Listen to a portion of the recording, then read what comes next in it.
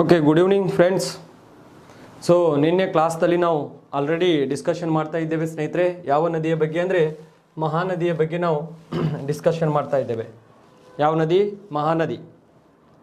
ಹಾಗಾದರೆ ಈ ಮಹಾನದಿ ಏನಿದೆಯಲ್ಲ ಸ್ನೇಹಿತರೆ, ಇದು ಯಾವ ಕಡೆಗೆ ಹರಿಯುವಂಥ ನದಿ ಅಂತ ಹೇಳಿದೆ ನಾನು. ಸೊ ದಕ್ಷಿಣಕ್ಕೆ ಹರಿಯುವಂಥ ನದಿಗಳಲ್ಲಿ ಪೂರ್ವಕ್ಕೆ ಹರಿಯುವಂಥ ನದಿಗಳು ಅದರೊಳಗೆ ಪ್ರಮುಖವಾಗಿ ಯಾವುದಿದೆ ಅಂದ್ರೆ ನಾವು ಮಹಾನದಿ ತಗೋಬೇಕಾಗತ್ತೆ. ಯಾವ ನದಿ? ಮಹಾನದಿ. ಈಗ ನೋಡಿ, ಈ ಮಹಾನದಿಯು ಎಲ್ಲಿ ಜನ್ಮ ತಾಳತ್ತೆ ಅದನ್ನು ನಾವು ನೋಡಬೇಕಾಗತ್ತೆ ಸ್ನೇಹಿತರೆ. ಈಗ ಮಹಾನದಿ ನಮಗೆ ಸೊ ಎಲ್ಲಿ ಇದು ಜನ್ಮ ತಾಳತ್ತೆ ಅಂತ ನಾವು ನೋಡಿದಾಗ, ಸೊ ಎಲ್ಲಿದಿಂದ ಎಲ್ಲಿವರೆಗೆ ಹೋಗುತ್ತೆ, ಯಾವ ರೀತಿ ಬರುತ್ತೆ ಅದನ್ನು ನಾವು ನೋಡೋಣ. ನೋಡಿ, ಇಲ್ಲಿ ಮಹಾನದಿ ಸ್ನೇಹಿತರೆ, ಇದು ನಮಗೆ ಮಹಾನದಿ ಇದೆ. ಸೊ ಈ ರೀತಿ ಮಹಾನದಿ ಬರ್ತಾ ಇದೆ, ಸ್ವಲ್ಪ ನೋಡ್ಕೊಳ್ಳಿ ಮ್ಯಾಪ್ದಲ್ಲಿ. ಹೌದಾ? ಈ ಮಹಾನದಿ ಈ ರೀತಿ ಹರಿದು ನೆಕ್ಸ್ಟ್ ಈ ಮಹಾನದಿ ಏನಾಗತ್ತೆ ಅಂದರೆ ನಮಗೆ ಇಲ್ಲಿ ಈ ರೀತಿ ಬಂದ್ಬಿಡತ್ತೆ. ವಿ ಕ್ಯಾನ್ ಸೇ ದ್ಯಾಟ್ ಈ ರೀತಿನೂ ಇಲ್ಲಿ ಬರುತ್ತೆ ಇದರ ಕವಲ. ಹೌದಾ? ಈಗ ನೀವು ಈ ಮಹಾನದಿ ನಾವು ನೋಡಿದಾಗ ಸ್ನೇಹಿತರೆ, ಇಲ್ಲಿ ಇದನ್ನು ನೆನ್ಪಿಟ್ಕೋಬೇಕಾಗತ್ತೆ. ಈಗ ಮಹಾನದಿಯು ನಮಗೆ ಈ ಮಹಾನದಿ ಏನಿದೆಯಲ್ಲ, ಈ ನದಿ ಛತ್ತೀಸ್ಗಢದ ಬಾಸ್ತಾರ್ ಜಿಲ್ಲೆಯಲ್ಲಿ ಹುಟ್ಟಿ. ಎಲ್ಲಿ? ಛತ್ತೀಸ್ಗಢದ ಬಾಸ್ತಾರ್ ಜಿಲ್ಲೆಯಲ್ಲಿ ಹುಟ್ಟಿ. ಹೌದಾ? ಸೊ ಮಹಾನದಿಯು ಛತ್ತೀಸ್ಗಢದ ಈ ಮಹಾನದಿಯು ಈ ಭಾಗದಲ್ಲಿ ನಮಗೆ ಛತ್ತೀಸ್ಗಢ ಕಂಡುಬರುತ್ತೆ. ಯಾವುದು? ಛತ್ತೀಸ್ಗಢ ರಾಜ್ಯ. ಯಾವುದು? ಛತ್ತೀಸ್ಗಢ ರಾಜ್ಯದ ಬಾಸ್ತಾರ್ ಜಿಲ್ಲೆಯಲ್ಲಿ ಹುಟ್ಟಿ. ಛತ್ತೀಸ್ಗಢ ರಾಜ್ಯದ ಬಾಸ್ತಾರ್ ಅಂತ ಕರಿತೇವೆ ಸ್ನೇಹಿತರೆ. ಯಾವುದು? ಬಾಸ್ತಾರ್. ಛತ್ತೀಸ್ಗಢ ರಾಜ್ಯದ ಬಾಸ್ತಾರ್ ಜಿಲ್ಲೆಯ ಛತ್ತೀಸ್ಗಢ ರಾಜ್ಯ ಬಾಸ್ತಾರ್ ಜಿಲ್ಲೆ. ಯಾವ ಜಿಲ್ಲೆ? ಬಾಸ್ತಾರ್ ಜಿಲ್ಲೆ. ಇಲ್ಲಿ ಹುಟ್ಟಿ ನಂತರ ಈ ನದಿಯು ಛತ್ತೀಸ್ಗಢ ಹಾಗೂ ಒಡಿಸ್ಸಾದ ಮುಖಾಂತರ ಹರಿದು ಈ ಬಂಗಾಳ ಕೊಲ್ಲಿಯನ್ನು ಸೇರುತ್ತದೆ. ಏನು ಸೇರುತ್ತದೆ? ಬಂಗಾಳ ಕೊಲ್ಲಿ ಸೇರುತ್ತದೆ. ಹೌದಾ? ಈ ಬಂಗಾಳಕ್ಕೆ ಕೊಲ್ಲಿಯನ್ನು ಸೇರುವಂಥ ಈ ನದಿಯು ನಮಗೆ ಏನಾಗಿದೆ ಅಂದ್ರೆ ಸ್ನೇಹಿತರೆ, ಈ ಬಂಗಾಳ ಕೊಲ್ಲಿಯನ್ನು ಸೇರುವಂಥ ಈ ನದಿ ನಮಗೆ ಸೊ ಎಷ್ಟು ಉದ್ದ ಆಗಿರಬಹುದು? ಈ ನದಿ ನಮಗೆ 858 ಕಿಲೋಮೀಟರ್ ಆಗಿದೆ. ಎಷ್ಟಾಗಿದೆ? 858 ಕಿಲೋಮೀಟರ್ ಆಗಿದೆ. ಈ ನದಿಯ ಒಟ್ಟು ಉದ್ದ ನಮಗೆ 858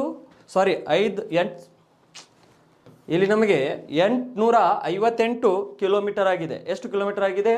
858 ಕಿಲೋಮೀಟರ್ ಆಗಿದೆ ಸ್ನೇಹಿತರೆ. Once again I want to repeat you here.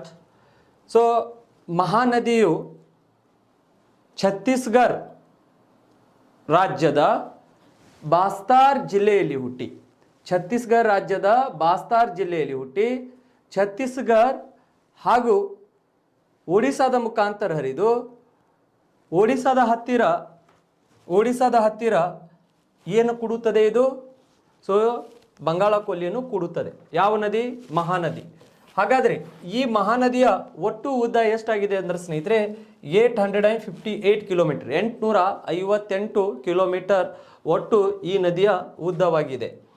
ಈಗ ಈ ನದಿಯ ವಿಶೇಷತೆ ಏನಿದೆ ಅಂದ್ರೆ ಈ ನದಿಯು ಇಲ್ಲಿ ಒಡಿಸ್ಸಾದಲ್ಲಿ ಏನು ಉಂಟು ಮಾಡುತ್ತೆ ಅಂದ್ರೆ ನಮಗೆ ಮಹಾನದಿ ಪ್ರವಾಹವನ್ನು ಉಂಟು ಮಾಡುತ್ತೆ ಸ್ನೇಹಿತರೆ. ಎಲ್ಲಿ? ಒಡಿಸ್ಸಾದಲ್ಲಿ ಈ ನದಿ ಪ್ರವಾಹ ಉಂಟು ಮಾಡುತ್ತದೆ.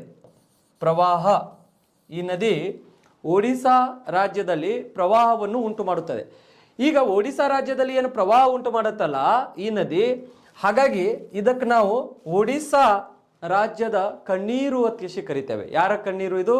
ಒಡಿಸ್ಸಾ ರಾಜ್ಯದ ಕಣ್ಣೀರು ಆಗಿದೆ ಸ್ನೇಹಿತರೆ. ನಿಮ್ಮ ಕ್ವಶನ್ಸ್ ಕೇಳ್ತಾರೆ, ಯಾವ ನದಿಯು ಒಡಿಸ್ಸಾ ರಾಜ್ಯದ ಕಣ್ಣೀರು ಆಗಿದೆ ಅಂದ್ರೆ ನಾವು ಅವಾಗ ಮಹಾನದಿ ಅಂತ ಹೇಳಬೇಕಾಗತ್ತೆ. ಯಾಕೆ ಅಂದ್ರೆ ಒಡಿಸ್ಸಾ ರಾಜ್ಯದಲ್ಲಿ ಇದು ಪ್ರವಾಹವನ್ನು ಉಂಟು ಮಾಡುತ್ತೆ. ಹಾಗಾಗಿ ಒಡಿಸ್ಸಾ ರಾಜ್ಯದ ಇದು ಏನಾಗಿದೆ ಅಂದ್ರೆ ಸ್ನೇಹಿತರೆ ಕಣ್ಣೀರು ಆಗಿದೆ. ಅದಕ್ಕೆ ಈ ನದಿ ನಾವು ಒಂದು ಸ್ವಲ್ಪ ನೆನ್ಪಿಟ್ಕೋಬೇಕಾಗಿದೆ. ನೆಕ್ಸ್ಟು ಈ ಒಡಿಸ್ಸಾ ರಾಜ್ಯದಲ್ಲಿ ಈ ನದಿಯ ಮೇಲೆ ಒಂದು ಅಣೆಕಟ್ಟು ಇದೆ. ಒಡಿಸ್ಸಾ ರಾಜ್ಯದಲ್ಲಿ ಈ ನದಿಯ ಮೇಲೆ ನಮಗೆ ಒಂದು ಅಣೆಕಟ್ಟು ಕಂಡು ಬರುತ್ತೆ ಸ್ನೇಹಿತರೆ. ಯಾವ ಅಣೆಕಟ್ಟು ಇದೆ ಅಂದ್ರೆ ಹಿರಾಕುಡ್ ಅನ್ನುವಂಥ ಅಣೆಕಟ್ಟು ಕಂಡು ಬರುತ್ತೆ ಇದ್ರ ಮೇಲೆ. ಯಾವ ಅಣೆಕಟ್ಟು? ಹಿರಾಕುಡ್. ಸ್ವಲ್ಪ ನೆನ್ಪಿಟ್ಕೊಳ್ಳಿ, ಹಿರಾಕುಡ್ ಅನ್ನುವಂಥ ಅಣೆಕಟ್ಟು ಕಂಡು ಬರುತ್ತೆ. ಡ್ಯಾಮ್. ಹಿರಾಕುಡ್ ಅನ್ನುವಂಥ ಡ್ಯಾಮ್ ಎಲ್ಲಿ ಕಂಡು ಬರುತ್ತೆ ಅಂದ್ರೆ ಸ್ನೇಹಿತರೆ ಈ ನದಿಯ ಮೇಲೆ ಕಂಡು ಬರುತ್ತೆ. ಯಾವ ನದಿಯ ಮೇಲೆ? ಮಹಾನದಿಯ ಮೇಲೆ ನಮಗೆ ಹಿರಾಕುಡ್ ಅನ್ನುವಂಥ ಒಂದು ಅಣೆಕಟ್ಟು ಕಂಡು ಬರುತ್ತೆ. ಯಾವ ಕುಡ್ಡ? ಹಿರಾಕುಡ್ ಅನ್ನುವಂಥ ಅಣೆಕಟ್ಟು ಯಾವ ಒಂದು ನದಿಯ ಮೇಲೆ ಕಂಡು ಬರುತ್ತೆ ಅಂದ್ರೆ ಮಹಾನದಿಯ ಮೇಲೆ ಅಂತ ಹೇಳ್ತೇವೆ ಸ್ನೇಹಿತರೆ. ಈ ಹಿರಾಕುಡ್ ಅಣೆಕಟ್ಟು ಭಾರತ ದೇಶದಲ್ಲಿನೇ ಅತಿ ಉದ್ದವಾದಂಥ ಅಣೆಕಟ್ಟು. ಸೊ ಈ ಅಣೆಕಟ್ಟು ನಮಗೆ 27 ಕಿಲೋಮೀಟರ್ ವರೆಗೆ ಉದ್ದವಾಗಿದೆ ಸ್ನೇಹಿತರೆ.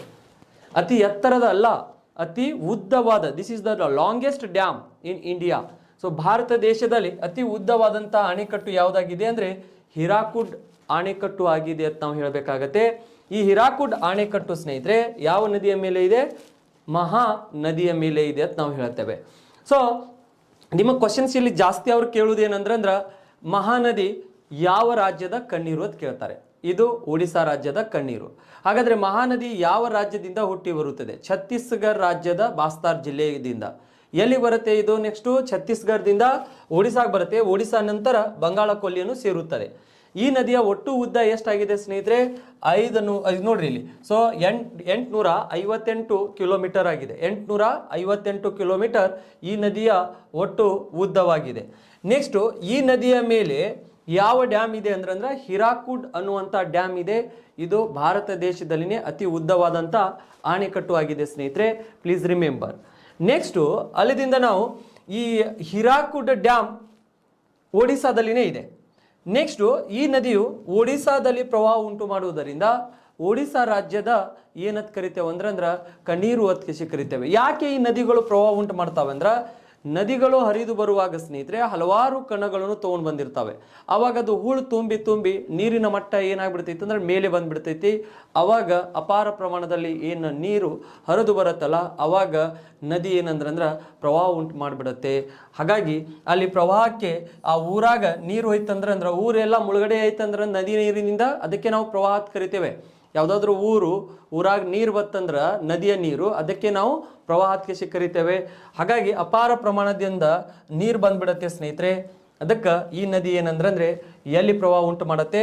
ಒಡಿಶಾ ರಾಜ್ಯದಲ್ಲಿ ಪ್ರವಾಹವನ್ನು ಉಂಟು ಮಾಡುತ್ತೆ. ಈಗ ಈ ನದಿಯ ಕೆಲವು ಪ್ರಮುಖ ಉಪನದಿಗಳು ಇದ್ದಾವೆ ಸ್ನೇಹಿತರೆ.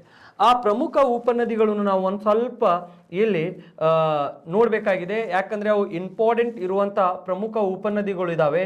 ಆ ಪ್ರಮುಖ ಉಪನದಿಗಳನ್ನು ನಾವು ಒಂದು ಸ್ವಲ್ಪ ಅಬ್ಸರ್ವೇಷನ್ ಮಾಡೋಣ. ಹೌದಾ? ಈಗ ಅದರ ಪ್ರಮುಖ ಉಪನದಿಗಳನ್ನು ನಾವು ನೋಡಿದಾಗ ಯಾವ ನದಿಯ ಪ್ರಮುಖ ಉಪನದಿಗಳು ನೋಡ್ತಾ ಇದ್ದೇವೆ ಈಗ ನಾವು? ಸೊ ಸಿಆರ್ ಈ ಮಹಾ ನದಿಯ ಪ್ರಮುಖ ಉಪನದಿಗಳನ್ನು ನಾವು ನೋಡ್ತಾ ಇದ್ದೇವೆ ಸ್ನೇಹಿತರೆ. ಈಗ ಈ ನದಿಯ ಉಪನದಿಗಳು ನಾವು ನೋಡ್ಬೇಕಂದ್ರೆ ಒಂದು ಇವೆಲ್ಲ ಒಡಿಶಾ ಮತ್ತು ಛತ್ತೀಸ್ಗಢದಲ್ಲಿ ಕಂಡುಬರುವಂಥ ನದಿಗಳು ಇದರ ಉಪನದಿಗಳು. ಹೌದಾ? ಒಂದು ನಮಗೆ ಈ ಕಡೆದಿಂದ ಬರುತ್ತೆ ಈ ರೀತಿ ಸ್ನೇಹಿತರೆ. ಹೌದಾ? ಒಡಿಶಾದ ಕಡೆಗೆ ಬಂದು ಕೂಡತ್ತೆ. ಒಟ್ ಇದರ ಉಪನದಿಗಳು ನೀವು ನೆನ್ಪಿಟ್ಕೋರಿ. ಎಲ್ಲಿ ಹುಟ್ಟತ್ತೆ ಎಲ್ಲಿ ಬರುತ್ತೆ ಅಂತ ನೀವು ಅದ್ರ ಬಗ್ಗೆ ತಲೆ ಕೆಡಿಸ್ಕೋಬೇಡಿ. ಏನು ನೆನ್ಪಿಟ್ಕೋರಿ ಅಂದ್ರೆ ಈಗ ಈ ಮಹಾನದಿಯ ಉಪನದಿಗಳು ಯಾವ ಇದಾವೆ ಅಂತ ನೀವು ನೆನ್ಪಿಟ್ಕೋಬೇಕಾಗತ್ತೆ. ಮಹಾನದಿಯ ಉಪನದಿಗಳು ನಾವು ನೋಡಿದಾಗ ಸ್ನೇಹಿತರೆ ಒಂದು ಸಿಯೋನಾಥ್. ಯಾವುದಿದೆ ಇದು? ಸಿಯೋನಾಥ್. ಸಿಯೋನಾಥ್. ಯಾವ ನಾಥ? ಸಿಯೋನಾಥ್. ಸಿಯೋನಾಥ್ ಅನ್ನುವಂಥ ನದಿ ಇದೆ. ಯಾವುದು? ಸಿಯೋನಾಥ್. ಇದರ ಉಪನದಿ ಸಿಯೋನಾಥ್. ಆಮೇಲೆ ನೆಕ್ಸ್ಟು ಸಿಯೋನಾಥ್ ಆದಮೇಲೆ ಈ ಕೆಳಗಡೆದಿಂದ ಈ ಛತ್ತೀಸ್ಗಢದ ಕಡೆದಿಂದನೇ ಛತ್ತೀಸ್ಗಢ ಹೋಗಿ ಕೂಡತ್ತೆ ಈ ನದಿಗೆ. ಯಾವುದಂದ್ರೆ ಇಂದ್ರ. ಇನ್ನೊಂದು ಯಾವುದಿದೆ? ಇಂದ್ರ. ಹೌದಾ? ಇಂದ್ರ ನದಿ. ಇಂದ್ರ. ಸೊ ಈ ಇಂದ್ರ ನದಿಗೆ ಇನ್ನ ಒಂದು ಹೆಸರಲ್ಲಿ ಏನಂತ ಕರೀತಾರೆ ಅಂದ್ರೆ ಸ್ನೇಹಿತರೆ ಇಂದ್ರಮತಿ ಅಂತ ಕರೀತಾರೆ. ಏನಂತ ಕರೀತಾರೆ? ಇಂದ್ರಮತಿ. ಹೌದಾ? ಇನ್ನ ಒಂದು ಹೆಸರು ಇದರದ್ದು ಏನಿದೆ ಅಂದ್ರೆ ಇಂದ್ರಮತಿ. ಇಂದ್ರಮತಿ. ಹೌದಾ? ಈ ಇಂದ್ರಮತಿ ನದಿ ಏನಿದೆಯಲ್ಲ ಈ ನದಿಯ ಮೇಲೆ ಇಂದ್ರಮತಿ, ಇಂದ್ರ ನದಿ ಅಥವಾ Indramati, please remember what I am saying here. Indra ಅಥವಾ ಇಂದ್ರಮತಿ ನದಿ ಏನಿದೆಯಲ್ಲ, ಇಂದ್ರ ಅಂದ್ರೂ ಒಂದೇ, ಇಂದ್ರಮತಿ ಅಂದ್ರೂ ಒಂದೇ. ಈ ಇಂದ್ರಮತಿ ನದಿಯನ್ನು ನಮಗೆ ಛತ್ತೀಸ್ಗಢದಲ್ಲಿ ಕಂಡುಬರುತ್ತೆ. ಸೊ ಈ ಇಂದ್ರಮತಿ ನದಿಯ ಮೇಲೆ ಚಿತ್ರಕೂಟ, ಯಾವ ಕೋಟ? ಚಿತ್ರಕೂಟ ಜಲಪಾತ ಕಂಡುಬರುತ್ತದೆ. ಯಾವ ಜಲಪಾತ ಕಂಡುಬರುತ್ತದೆ ಸ್ನೇಹಿತರೆ? ಚಿತ್ರಕೂಟ ಜಲಪಾತ ಈ ಇಂದ್ರಮತಿ ನದಿ ಅಥವಾ ಇಂದ್ರ ನದಿಯ ಮೇಲೆ ಕಂಡುಬರುತ್ತದೆ. ಎಲ್ಲಿ? ಛತ್ತೀಸ್ಗಢದಲ್ಲಿ. ಈ ಚಿತ್ರಕೂಟ ಜಲಪಾತ ಏನಿದೆಯಲ್ಲ ಇದಕ್ಕೆ ನಾವು ಭಾರತ ದೇಶದ ನಯಗಾರ್ ಅಂತ ಕರಿತೇವೆ. ಭಾರತ ದೇಶದ ನಯಗಾರ್ ಅಂತ ಕರಿತೇವೆ. ಯಾವುದು ಈ ಚಿತ್ರಕೂಟ್ ನದಿಗೆ ನಾವು ಚಿತ್ರಕೂಟ್ ಜಲಪಾತ, ಇದು ಯಾವ ನದಿಯ ಮೇಲೆ ಇದೆ? ಇಂದ್ರಮತಿ ನದಿಯ ಮೇಲೆ ಇರುವಂಥ ಚಿತ್ರಕೂಟ್ ಜಲಪಾತಕ್ಕೆ ನಾವು ಭಾರತ ದೇಶದ ನಯಗಾರ್ ಅಂತ ಕರಿತೇವೆ ಸ್ನೇಹಿತರೆ. ಹಾಗಾಗಿ ಇದನ್ನು ನೀವು ನೆನ್ಪಿಟ್ಕೋಬೇಕಾಗತ್ತೆ. ಇದೇ ರೀತಿ ನಾವು ಜಗತ್ತಿನ ನಯಗಾರ್ ಎಲ್ಲಿ ಕಂಡುಬರುತ್ತೆ ನಮಗೆ? ಜಗತ್ತಿನ ನಯಗಾರ್ ಜಲಪಾತ ಸೆಂಟ್ ಲಾರೆನ್ಸ್ ನದಿಯ ಮೇಲೆ ಕಂಡುಬರುತ್ತೆ. ಎಲ್ಲಿದೆ ಅದು? USA ಸೆಂಟ್ ಲಾರೆನ್ಸ್ ನದಿಯ ಮೇಲೆ. ಹೌದಾ? ಈಗ ಭಾರತದ ನಯಗಾರ್ ಯಾವುದಿದೆ ಅಂದ್ರೆ ಚಿತ್ರಕೂಟ್. ಕರ್ನಾಟಕದ ನಯಗಾರ್ ಎಲ್ಲಿದೆ ಅಂದ್ರೆ ಗೋಕಾಕ್. ಹೌದಾ? ಗೋಕಾಕ್ದಲ್ಲಿ ಯಾವ ನದಿಯ ಮೇಲೆ ಇದೆ? ಘಟಪ್ರಭಾ ಅಂತ ಕರಿತೇವೆ ಅಲ್ಲಿ. ಹೌದಾ? ಅದನ್ನು ನೀವು ನೆನ್ಪಿಟ್ಕೋಬೇಕಾಗತ್ತೆ ಸ್ನೇಹಿತರೆ. ಈ ರೀತಿ ಈ ಚಿತ್ರಕೂಟ ಜಲಪಾತ, ಈಗ ನೋಡ್ರಿ, ಚಿತ್ರಕೂಟ ಜಲಪಾತ ಇಂದ್ರಮತಿ ನದಿಯ ಮೇಲೆ ಇದೆ. ಎಲ್ಲಿದೆ ಅದು? ಛತ್ತೀಸ್ಗಢ. ಇದರ ಉಪನದಿ ಒಂದು ಸಿಯೋನಾಥ್ ಆಯಿತು, ನೆಕ್ಸ್ಟ್ ಇಂದ್ರ ಆಯಿತು. ನೆಕ್ಸ್ಟ್ ಈ ಇಂದ್ರ ಈ ಕಡೆದಿಂದನೇ ಏನು ಸ್ನೇಹಿತರೆ, ಒಂದು ಚೀಲ್ ಹತ್ತಿದೆ. ಯಾವುದಿದೆ? ಚೀಲ್ ನದಿ. ಹೌದಾ? ಚೀಲ್ ಹತ್ ಕರಿತೇವೆ. ಏನತ್ ಕರಿತೇವೆ? ಚೀಲ್. ಇದನ್ನು ಛತ್ತೀಸ್ಗಢ ಕಡೆದಿಂದ ಹೋಗತ್ತೆ. ಚೀಲ್ ನದಿ, ಇದರ ಉಪನದಿ ಚೀಲ್. ಹೌದಾ? ಚೀಲ್ ಹತ್ ಕರಿತೇವೆ. ಏನತ್ ಕರಿತೇವೆ? ಚೀಲ್. ಇದರ ಉಪನದಿ ಯಾವುದಾಗಿದೆ ಅಂದ್ರೆ ಇನ್ನ ಒಂದು ನಮಗೆ ಚೀಲ್ ಹತ್ ಕರಿತೇವೆ ಸ್ನೇಹಿತರೆ. ಏನತ್ ಕರಿತೇವೆ? ಚೀಲ್. ಚೀಲ್ನು ಕೂಡ ನೀವು ಒಂದು ಸ್ವಲ್ಪ ನೆನ್ಪಿಟ್ಕೋಬೇಕು. ಹೌದಾ? ಚೀಲ್ ಹತ್ ಕರಿತೇವೆ ಇದರ ಉಪನದಿ. ಇದು ಚೀಲ್ ನದಿ, ಇದರ ಉಪನದಿ. ಆಮೇಲೆ ಒಂದು ಸಿಯೋನಾಥ್, ಇಂದ್ರ, ಚೀಲ್. ಆಮೇಲೆ ನೆಕ್ಸ್ಟ್ ಸ್ನೇಹಿತರೆ ಇಲ್ಲಿದಿಂದ ಏನು ಹೋಗತ್ತಲ್ಲ ಈ ರೀತಿ ಟೇಲ್, ಇದರ ಉಪನದಿ. ಮತ್ತೆ ಯಾವುದಿದೆ ಅಂದ್ರೆ ಟೇಲ್ ಹತ್ತಿದೆ. ಹೌದಾ? ಆಮೇಲೆ ನೆಕ್ಸ್ಟು ಈ ಕಡೆದಿಂದ ನಮಗೆ ಈ ಛತ್ತೀಸ್ಗಢ ಮೇಲ್ಗಡೆದಿಂದ ಬರುತ್ತೆ. ಇನ್ನೂ ಒಂದು ಯಾವುದಿದೆ ಅಂದ್ರೆ ಹಾಸ್ಲೋ. ಯಾವ ನದಿ ಇದೆ? ಹಾಸ್ಲೋ. ಇದರ ಉಪನದಿ ಹಾಸ್ಲೋ. ಹೌದಾ? ಒಂದು ಸಿಯೋನಾಥ್ ಅಂತ ಹೇಳಿದೆ, ಇನ್ನೂ ಒಂದು ಇಂದ್ರ ಅಂತ ಹೇಳಿದೆ, ನೆಕ್ಸ್ಟು ಚೀಲ್ ಅಂತ ಹೇಳಿದೆ, ನೆಕ್ಸ್ಟು ಟೇಲ್ ಅಂತ ಹೇಳಿದೆ, ನೆಕ್ಸ್ಟು ಹಾಸ್ಲೋ ಅಂತ ಹೇಳಿದೆ ಸ್ನೇಹಿತರೆ. ಯಾವ ನದಿ ಇದೆ? ಹಾಸ್ಲೋ. ಈ ಹಾಸ್ಲೋ ನದಿ ಆದ ನಂತರ ನಾವು ಏನು ನೋಡಬೇಕಾಗಿದೆ ಅಂದ್ರೆ ಈ ಭಾಗದಿಂದ ನಮಗೆ ಮಂಡ್ ಅನ್ನುವಂಥ ನದಿ ಮತ್ತೆ ಛತ್ತೀಸ್ಗಢ ಕಡೆದಿಂದ ಬಂದು ಕೊಡುತ್ತೆ. ಛತ್ತೀಸ್ಗಢದೊಳಗೆ ಯಾವುದಿದೆ? ಮಂಡ್ ಅನ್ನುವಂಥದ್ದು ಇದರ ಉಪನದಿ. ಹೌದಾ? ಇಷ್ಟೆಲ್ಲ ಯಾವ ನದಿಯ ಉಪನದಿಗಳು ಆಗಿದ್ದಾವೆ? ಇವು ಸಿಯೋನಾಥ್, ಹಾಸ್ಲೋ, ಮಂಡ್, ಟೇಲ್, ಚೀಲ್, ಇಂದ್ರ, ಇವೆಲ್ಲ ಈ ಮಹಾನದಿಯ ಉಪನದಿಗಳು ಸ್ನೇಹಿತರೆ. ಇವುಗಳನ್ನು ನೀವು ನೆನ್ಪಿಟ್ಕೋಬೇಕಾಗಿದೆ. ಇದರ ಮೇಲೆ ನಿಮಗೆ ಏನು ಮಾಡ್ತಾರೆ ಅಂದರೆ ಕ್ವಶನ್ಸ್ ಕೇಳ್ತಾರೆ. ಹೌದಾ? ಕ್ವಶನ್ಸ್ ಕೇಳ್ತಾರೆ ಅಂದ್ರೆ ಇವುಗಳನ್ನು ನೀವು ಏನು ಮಾಡಬೇಕಾಗಿದೆ ಅಂದರೆ ನೆನ್ಪಿಟ್ಕೋಬೇಕಾಗಿದೆ. ನೆನ್ಪಿಟ್ಕೊಳ್ಳಿ. ಹೌದಾ? ಇದು ನಮಗೆ ಇಂಪಾರ್ಟೆಂಟ್ ಆಗತ್ತೆ. ನೆಕ್ಸ್ಟು ಇಷ್ಟು ನದಿ ನೀವು ಈ ಮಹಾನದಿಯ ಬಗ್ಗೆ ನೆನ್ಪಿಟ್ಕೊಂಡ್ರೆ ಈ ನದಿಯ ಬಗ್ಗೆ ಇನ್ಫಾರ್ಮೇಷನ್ ಇಷ್ಟು ಇನಫ್ ಆಗತ್ತೆ. ಉಪನದಿಗಳು ನೆನ್ಪಿಟ್ಕೋರಿ, ಎಲ್ಲಿ ಹುಟ್ಟಿತು, ಎಲ್ಲಿಗೆ ಹೋಯ್ತು, ಮತ್ತು ಹಿರಾಕುಡ್ ಡ್ಯಾಮ್ ಒಂದು ನೆನ್ಪಿಟ್ಕೊಳ್ಳಿ. ಇಷ್ಟೆಲ್ಲ ದಿಸ್ ಈಸ್ ಆಲ್ ಅಬೌಟ್ ಮಹಾನದಿ. ಇದನ್ನು ನೆನ್ಪಿಟ್ಕೊಳ್ಳಿ. ಇಲ್ಲಿ ಇಂದ್ರಮತಿ ಅಥವಾ ಇಂದ್ರ ನದಿ ಇದೆ. ಇಂದ್ರಮತಿ ನದಿಯ ಮೇಲೆ ಚಿತ್ರಕೂಟ ಜಲಪಾತ ಇದೆ. ಭಾರತದ ನಯಗಾರ್ ಅಂತ ಕರಿತೇವೆ. ಇದನ್ನು ನೆನ್ಪಿಟ್ಕೊಳ್ಳಿ. ಓಕೆ. ನೆಕ್ಸ್ಟು ಇಲ್ಲಿದಿಂದ ನಾವು ಮುಂದಿನ ಒಂದು ನದಿ ನೋಡಬೇಕಾಗತ್ತೆ ಸ್ನೇಹಿತರೆ. ಮುಂದಿನ ನದಿ ನಾವು ಆ ಕಡೆಗೆ ಹೋಗೋಣ. ಮುಂದಿನ ನದಿ ನೋಡಲಿಕ್ಕೆ ಯಾವುದು ಬರುತ್ತೆ ನೋಡ್ರಿ. ನೆಕ್ಸ್ಟ್ ನದಿ ನಮಗೆ ಗೋದಾವರಿ. ಯಾವುದು? ಗೋದಾವರಿ. ಹಾಗಾದರೆ ಈ ಗೋದಾವರಿ ನದಿ ಇದರ ಬಹಳಷ್ಟು ವಿಶೇಷತೆ ಇದೆ ಸ್ನೇಹಿತರೆ. ಯಾವ ನದಿ ಇದು? ಗೋದಾವರಿ. ಈಗ ಈ ಗೋದಾವರಿ ನದಿ ಏನಿದೆ ಅಲ್ಲ, ಇದು ದಕ್ಷಿಣ ಭಾರತದ ಪ್ರಮುಖ ನದಿ ಸ್ನೇಹಿತರೆ. ಯಾವುದು? ಗೋದಾವರಿ ನದಿಯು ದಕ್ಷಿಣ ಭಾರತದ ಪ್ರಮುಖ ನದಿಯಾಗಿದೆ. ಹಾಗಾದರೆ ದಕ್ಷಿಣ ಭಾರತದಲ್ಲಿ ಪೂರ್ವಕ್ಕೆ ಹರಿಯುವಂಥ ಪ್ರಮುಖ ನದಿ ಸ್ನೇಹಿತರೆ. ಇದು ಪೂರ್ವಕ್ಕೆ ಹರಿಯುವಂಥ ಬಹಳಷ್ಟು ಪ್ರಮುಖ ನದಿ. ಯಾವ ನದಿ ಆಗಿದೆ ಇದು ನಮಗೆ ಅಂದರೆ ಗೋದಾವರಿ ನದಿ. ಈಗ ಈ ಗೋದಾವರಿ ನದಿ ಏನಿದೆಯಲ್ಲ, ಈ ಗೋದಾವರಿ ನದಿಯು ನಮಗೆ ಮಹಾರಾಷ್ಟ್ರದಲ್ಲಿ ಹುಟ್ಟುತ್ತೆ ಸ್ನೇಹಿತರೆ. ಎಲ್ಲಿ ಹುಟ್ಟುತ್ತೆ ಇದು? ಮಹಾರಾಷ್ಟ್ರದಲ್ಲಿ. ಹಾಗಾದರೆ ಈಗ ನಾವು ಮೊದಲಿಗೆ ಈ ನದಿ ಎಲ್ಲಿ ಜನ್ಮ ತಾಳೆತ್ತೆ ಅಂತ ನಾವು ನೋಡೋಣ ಸ್ನೇಹಿತರೆ. ಇದು ಮಹಾರಾಷ್ಟ್ರದ, ಹೌದಾ? ಈ ನದಿಯು ನಮಗೆ ಮಹಾರಾಷ್ಟ್ರದ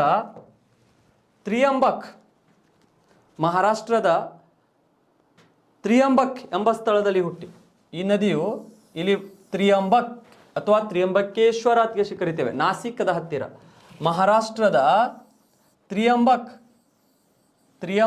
ಎಂಬ ಪ್ರದೇಶದಲ್ಲಿ ಹುಟ್ಟಿ. ಎಲ್ಲಿ? ಮಹಾರಾಷ್ಟ್ರದ ತ್ರಿಯಂಬಕ್ ಅಂತ ಕರಿತೇವೆ ಸ್ನೇಹಿತರೆ. ಎಲ್ಲಿ? ಮಹಾರಾಷ್ಟ್ರದ ತ್ರಿಯಂಬಕ್ ಎಂಬ ಪ್ರದೇಶದಲ್ಲಿ ಹುಟ್ಟಿ. ಯಾವ ಪ್ರದೇಶದಲ್ಲಿ? ತ್ರಿಯಂಬಕ್, ಮಹಾರಾಷ್ಟ್ರದ ತ್ರಿಯಂಬಕ್ ಎಂಬ ಪ್ರದೇಶದಲ್ಲಿ ಈ ನದಿ ಹುಟ್ಟತ್ತೆ. ಹಾಗಾದ್ರೆ ಆ ತ್ರಿಯಂಬಕ್ ಎಂಬ ಪ್ರದೇಶವು ಎಲ್ಲಿ ಕಂಡು ಬರುತ್ತೆ ಅಂದ್ರೆ ಮಹಾರಾಷ್ಟ್ರದ ನಾಸಿಕದ ಹತ್ತಿರ ಇದೆ ಸ್ನೇಹಿತರೆ. ಎಲ್ಲಿದೆ? ಮಹಾರಾಷ್ಟ್ರದ ನಾಸಿಕದ ಹತ್ತಿರ. ಈಗ ಅಲ್ಲಿದಿಂದ ಈ ನದಿ ಅಲ್ಲಿ ಜನ್ಮ ತಾಳತ್ತೆ. ಅಲ್ಲಿದಿಂದ ಎಲ್ಲಿ ಬರುತ್ತೆ ನೋಡಿ ಸ್ನೇಹಿತರೆ, ಈ ನದಿ ಯಾವ ರೀತಿ ಬರುತ್ತೆ ನೋಡಿ. ಮಹಾರಾಷ್ಟ್ರದ ಈ ತ್ರಿಯಂಬಕದ ಹತ್ತಿರ ಹುಟ್ಟಿ ನಂತರ ಈ ನದಿಯು ಮಹಾರಾಷ್ಟ್ರ ಮುಖಾಂತರ ಹರಿದು, ಯಾವುದರ ಮುಖಾಂತರ ಹರಿದು? ಮಹಾರಾಷ್ಟ್ರ ಮುಖಾಂತರ ಹರಿದು ನಂತರ ಈ ಗೋದಾವರಿ ನದಿಯು ಮಹಾರಾಷ್ಟ್ರದಿಂದ ನೆಕ್ಸ್ಟ್ ಈ ನದಿ ಎಲ್ಲಿಗೆ ಹೋಗುತ್ತೆ ಅಂದ್ರೆ ವಿ ಕ್ಯಾನ್ ಸೇ ದ್ಯಾಟ್ ನಂತರ ಈ ನದಿ ಈ ರೀತಿ ಬರುತ್ತೆ, ತೆಲಂಗಾಣ ಕಡೆಗೆ ಹೋಗುತ್ತೆ. ಎಲ್ಲಿಗೆ ಹೋಗುತ್ತೆ ಸ್ನೇಹಿತರೆ? ತೆಲಂಗಾಣ. TS ಅಂತ ಕರಿತೇವೆ. ತೆಲಂಗಾಣ ಅಂದ್ರೆ ನಾವು ಅದಕ್ಕೆ TS ಅಂತ ಕರಿಬೇಕಾಗತ್ತೆ, ತೆಲಂಗಾಣ ಸ್ಟೇಟ್. ತೆಲಂಗಾಣದಿಂದ ನಂತರ ಸ್ನೇಹಿತರೆ ಈ ನದಿಯು ಎಲ್ಲಿಗೆ ಹೋಗುತ್ತೆ ಅಂದ್ರೆ ಸೊ ಆಂಧ್ರ ಪ್ರದೇಶ್. ಎಲ್ಲಿಗೆ ಹೋಗುತ್ತೆ ಇದು? ಆಂಧ್ರ ಪ್ರದೇಶದ ನಂತರ ಈ ನದಿಯು ಈ ರೀತಿ ಇಲ್ಲಿ ಬಂದು ಎಲ್ಲಿ ಕೂಡುತ್ತೆ ಅಂದ್ರೆ ಬಂಗಾಳ ಕೊಲ್ಲಿಯನ್ನು ಕೂಡುತ್ತೆ ಸ್ನೇಹಿತರೆ. ಯಾವ ಕೊಲ್ಲಿಯನ್ನು ಕೂಡುತ್ತೆ ಇದು? ಬಂಗಾಳ. ಹೌದಾ? ಬಂಗಾಳ ಕೊಲ್ಲಿ ಕೂಡುತ್ತೆ. ಯಾವ ಕೊಲ್ಲಿ ಕೂಡುತ್ತೆ ಇದು? ಬಂಗಾಳ ಕೊಲ್ಲಿಯನ್ನು ಕೂಡುತ್ತೆ. ಈಗ ಗೋದಾವರಿ ನದಿಯು ಮಹಾರಾಷ್ಟ್ರದ ತ್ರಿಯಂಬಕ್ ಎಂಬ ಸ್ಥಳದಲ್ಲಿ ಹುಟ್ಟಿ ನಂತರ ಈ ನದಿಯು ಮಹಾರಾಷ್ಟ್ರ, ತೆಲಂಗಾಣ, ಆಂಧ್ರ ಪ್ರದೇಶ್ ಮುಖಾಂತರ ಹರಿದು ಬಂಗಾಳ ಕೊಲ್ಲಿಯನ್ನು ಸೇರುತ್ತದೆ ಸ್ನೇಹಿತರೆ. ಯಾವ ಕೊಲ್ಲಿಯನ್ನು ಸೇರುತ್ತದೆ? ಬಂಗಾಳ ಕೊಲ್ಲಿಯನ್ನು ಸೇರುತ್ತದೆ. ಹಾಗಾದ್ರೆ ಈ ನದಿ, ಈ ಗೋದಾವರಿ ನದಿ ಏನಿದೆಯಲ್ಲ ಇದು ಬಂಗಾಳ ಕೊಲ್ಲಿಯನ್ನು ಸೇರ್ತು. ಈ ನದಿ ಈ ಮಹಾರಾಷ್ಟ್ರದಿಂದ ಬಂಗಾಳ ಕೊಲ್ಲಿವರೆಗೆ ಬರುವಾಗ ಈ ನದಿಯ ಒಟ್ಟು ಉದ್ದ ನಾವು ನೋಡಿದಾಗ ಸ್ನೇಹಿತರೆ, ಈ ನದಿಯ ಒಟ್ಟು ಉದ್ದ ನಾವು ನೋಡಿದಾಗ ಕಿಲೋಮೀಟರ್ ಉದ್ದ ಹರಿದು ಬರುತ್ತದೆ. This river flows 1465 kilometre. So ಹಾಗಾದ್ರೆ ಇದು 1465 ಕಿಲೋಮೀಟರ್ ಉದ್ದ ಹರಿದು ಬರುತ್ತದೆ ಸ್ನೇಹಿತರೆ. ಈಗ ಈ ನದಿ ಎಷ್ಟು ಉದ್ದ ಹರಿದು ಬರುವುದರಿಂದ ಇದು ದಕ್ಷಿಣ ಭಾರತದಲ್ಲಿನೇ ಅತಿ ಉದ್ದವಾಗಿ ಹರಿಯುವ ನದಿಯಾಗಿದೆ. ನೀವು ನೆನ್ಪಿಟ್ಕೋಬೇಕಾ? ದಕ್ಷಿಣ ಭಾರತದಲ್ಲಿನೇ ಅತಿ ಉದ್ದವಾಗಿ ಹರಿಯುವಂಥ ನದಿ ಯಾವುದಿದೆ ಅಂದ್ರೆ ಸೊ ಅದಕ್ಕೆ ನಾವು ಗೋದಾವರಿ ನದಿ ಅಂತ ಕರಿತೇವೆ. ಗಂಗಾ ನದಿಯ ನಂತರ ಅತಿ ಉದ್ದವಾಗಿ ಹರಿಯುವಂಥ ನದಿ ಇದು. ಹೌದಾ? ಹಾಗಾದರೆ ಗಂಗಾ ನದಿ ಉತ್ತರ ಭಾರತದಲ್ಲಿ ಅತಿ ಉದ್ದವಾಗಿ ಹರಿದರೆ ಈ ಗೋದಾವರಿ ನದಿಯು ಎಲ್ಲಿ? ದಕ್ಷಿಣ ಭಾರತದಲ್ಲಿ ಅತಿ ಉದ್ದವಾಗಿ ಹರಿಯುತ್ತದೆ. ಈ ನದಿಯು ದಕ್ಷಿಣ ಭಾರತದಲ್ಲಿ ಅತಿ ಉದ್ದವಾಗಿ ಹರಿಯುವುದರಿಂದ ಸ್ನೇಹಿತರೆ ಇದಕ್ಕೆ ನಾವು ಏನಂತ ಕರಿತೇವೆ ಅಂದ್ರೆ ದಕ್ಷಿಣ ಗಂಗೆ ಅಂತ ಕರಿತೇವೆ. ಏನಂತ ಕರಿತೇವೆ? ದಕ್ಷಿಣ ಗಂಗೆ. ಯಾವ ಗಂಗೆ? ದಕ್ಷಿಣ ಗಂಗೆ ಅಂತ ಕರಿತೇವೆ. ಇದಕ್ಕೆ ನಾವು ದಕ್ಷಿಣ ಗಂಗೆ.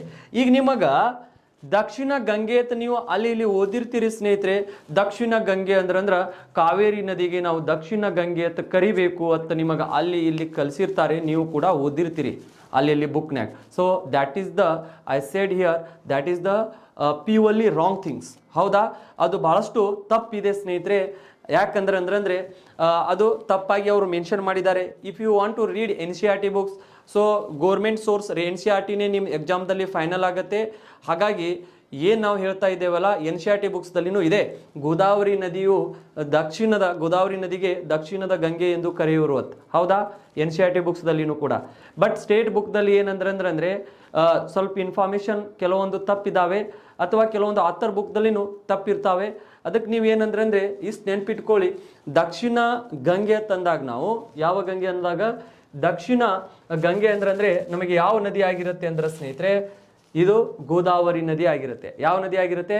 ಗೋದಾವರಿ ನದಿಯು ನಮಗೇನಾಗಿರುತ್ತೆ ಅಂದ್ರೆ ದಕ್ಷಿಣ ಗಂಗೆ ಆಗಿರುತ್ತೆ.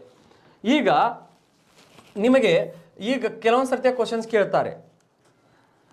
ಸೊ ಭಾರತ ದೇಶದ ದಕ್ಷಿಣ ಗಂಗೆ ಯಾವ್ದತ್ ಕೇಳಿದಾಗ, ಭಾರತ ದೇಶದ ದಕ್ಷಿಣ ಗಂಗೆ ಅಂತ ಯಾವ್ದು ಕೇಳಿದಾಗ ನೀವೇನಂದ್ರೆ ಗೋದಾವರಿ ನದಿ ಅಂತ ಹೇಳಬೇಕಾಗತ್ತೆ. ಯಾವ ನದಿ?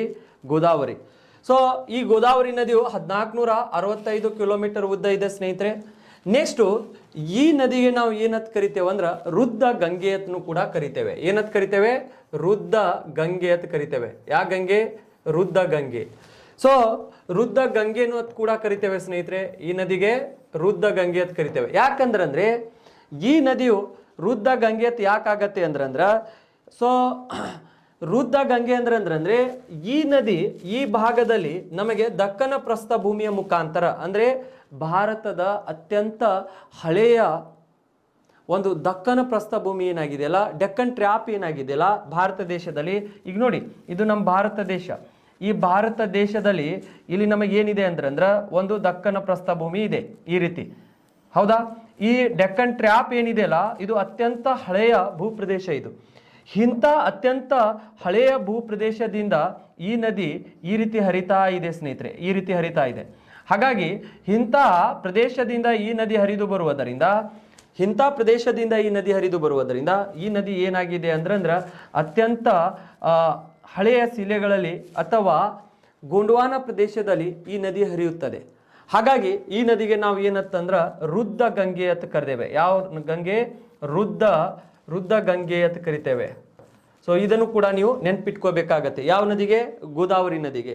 ಸೊ ಇಷ್ಟೆಲ್ಲ ಅಂಶಗಳು ನಾವು ನೆನ್ಪಿಟ್ಕೋಬೇಕಾಗತ್ತೆ. ಯಾಕಂದ್ರೆ ಇದು ಇಂಪಾರ್ಟೆಂಟ್ ಆಗತ್ತೆ ಸ್ನೇಹಿತರೆ. ಸೊ ಇಂಪಾರ್ಟೆಂಟ್ ಆಗೋದರಿಂದ ಇದನ್ನು ನೀವು ಒಂದು ಸ್ವಲ್ಪ ನೆನ್ಪಿಟ್ಕೋಬೇಕಾಗತ್ತೆ. ಓಕೆ, ನೆಕ್ಸ್ಟು ಆಂಧ್ರ ಪ್ರದೇಶದಲ್ಲಿ ಈ ನದಿಯ ಮೇಲೆ ಏನು ಮಾಡಿದ್ದಾರೆ ಅಂದ್ರೆ ಒಂದು ಅಣೆಕಟ್ಟು ಕಟ್ಟಿದ್ದಾರೆ. ಎಲ್ಲಿ? ಆಂಧ್ರ ಪ್ರದೇಶದ ಹತ್ತಿರ. ಯಾವ ನದಿಯ ಮೇಲೆ? ಗೋದಾವರಿ ನದಿಯ ಮೇಲೆ.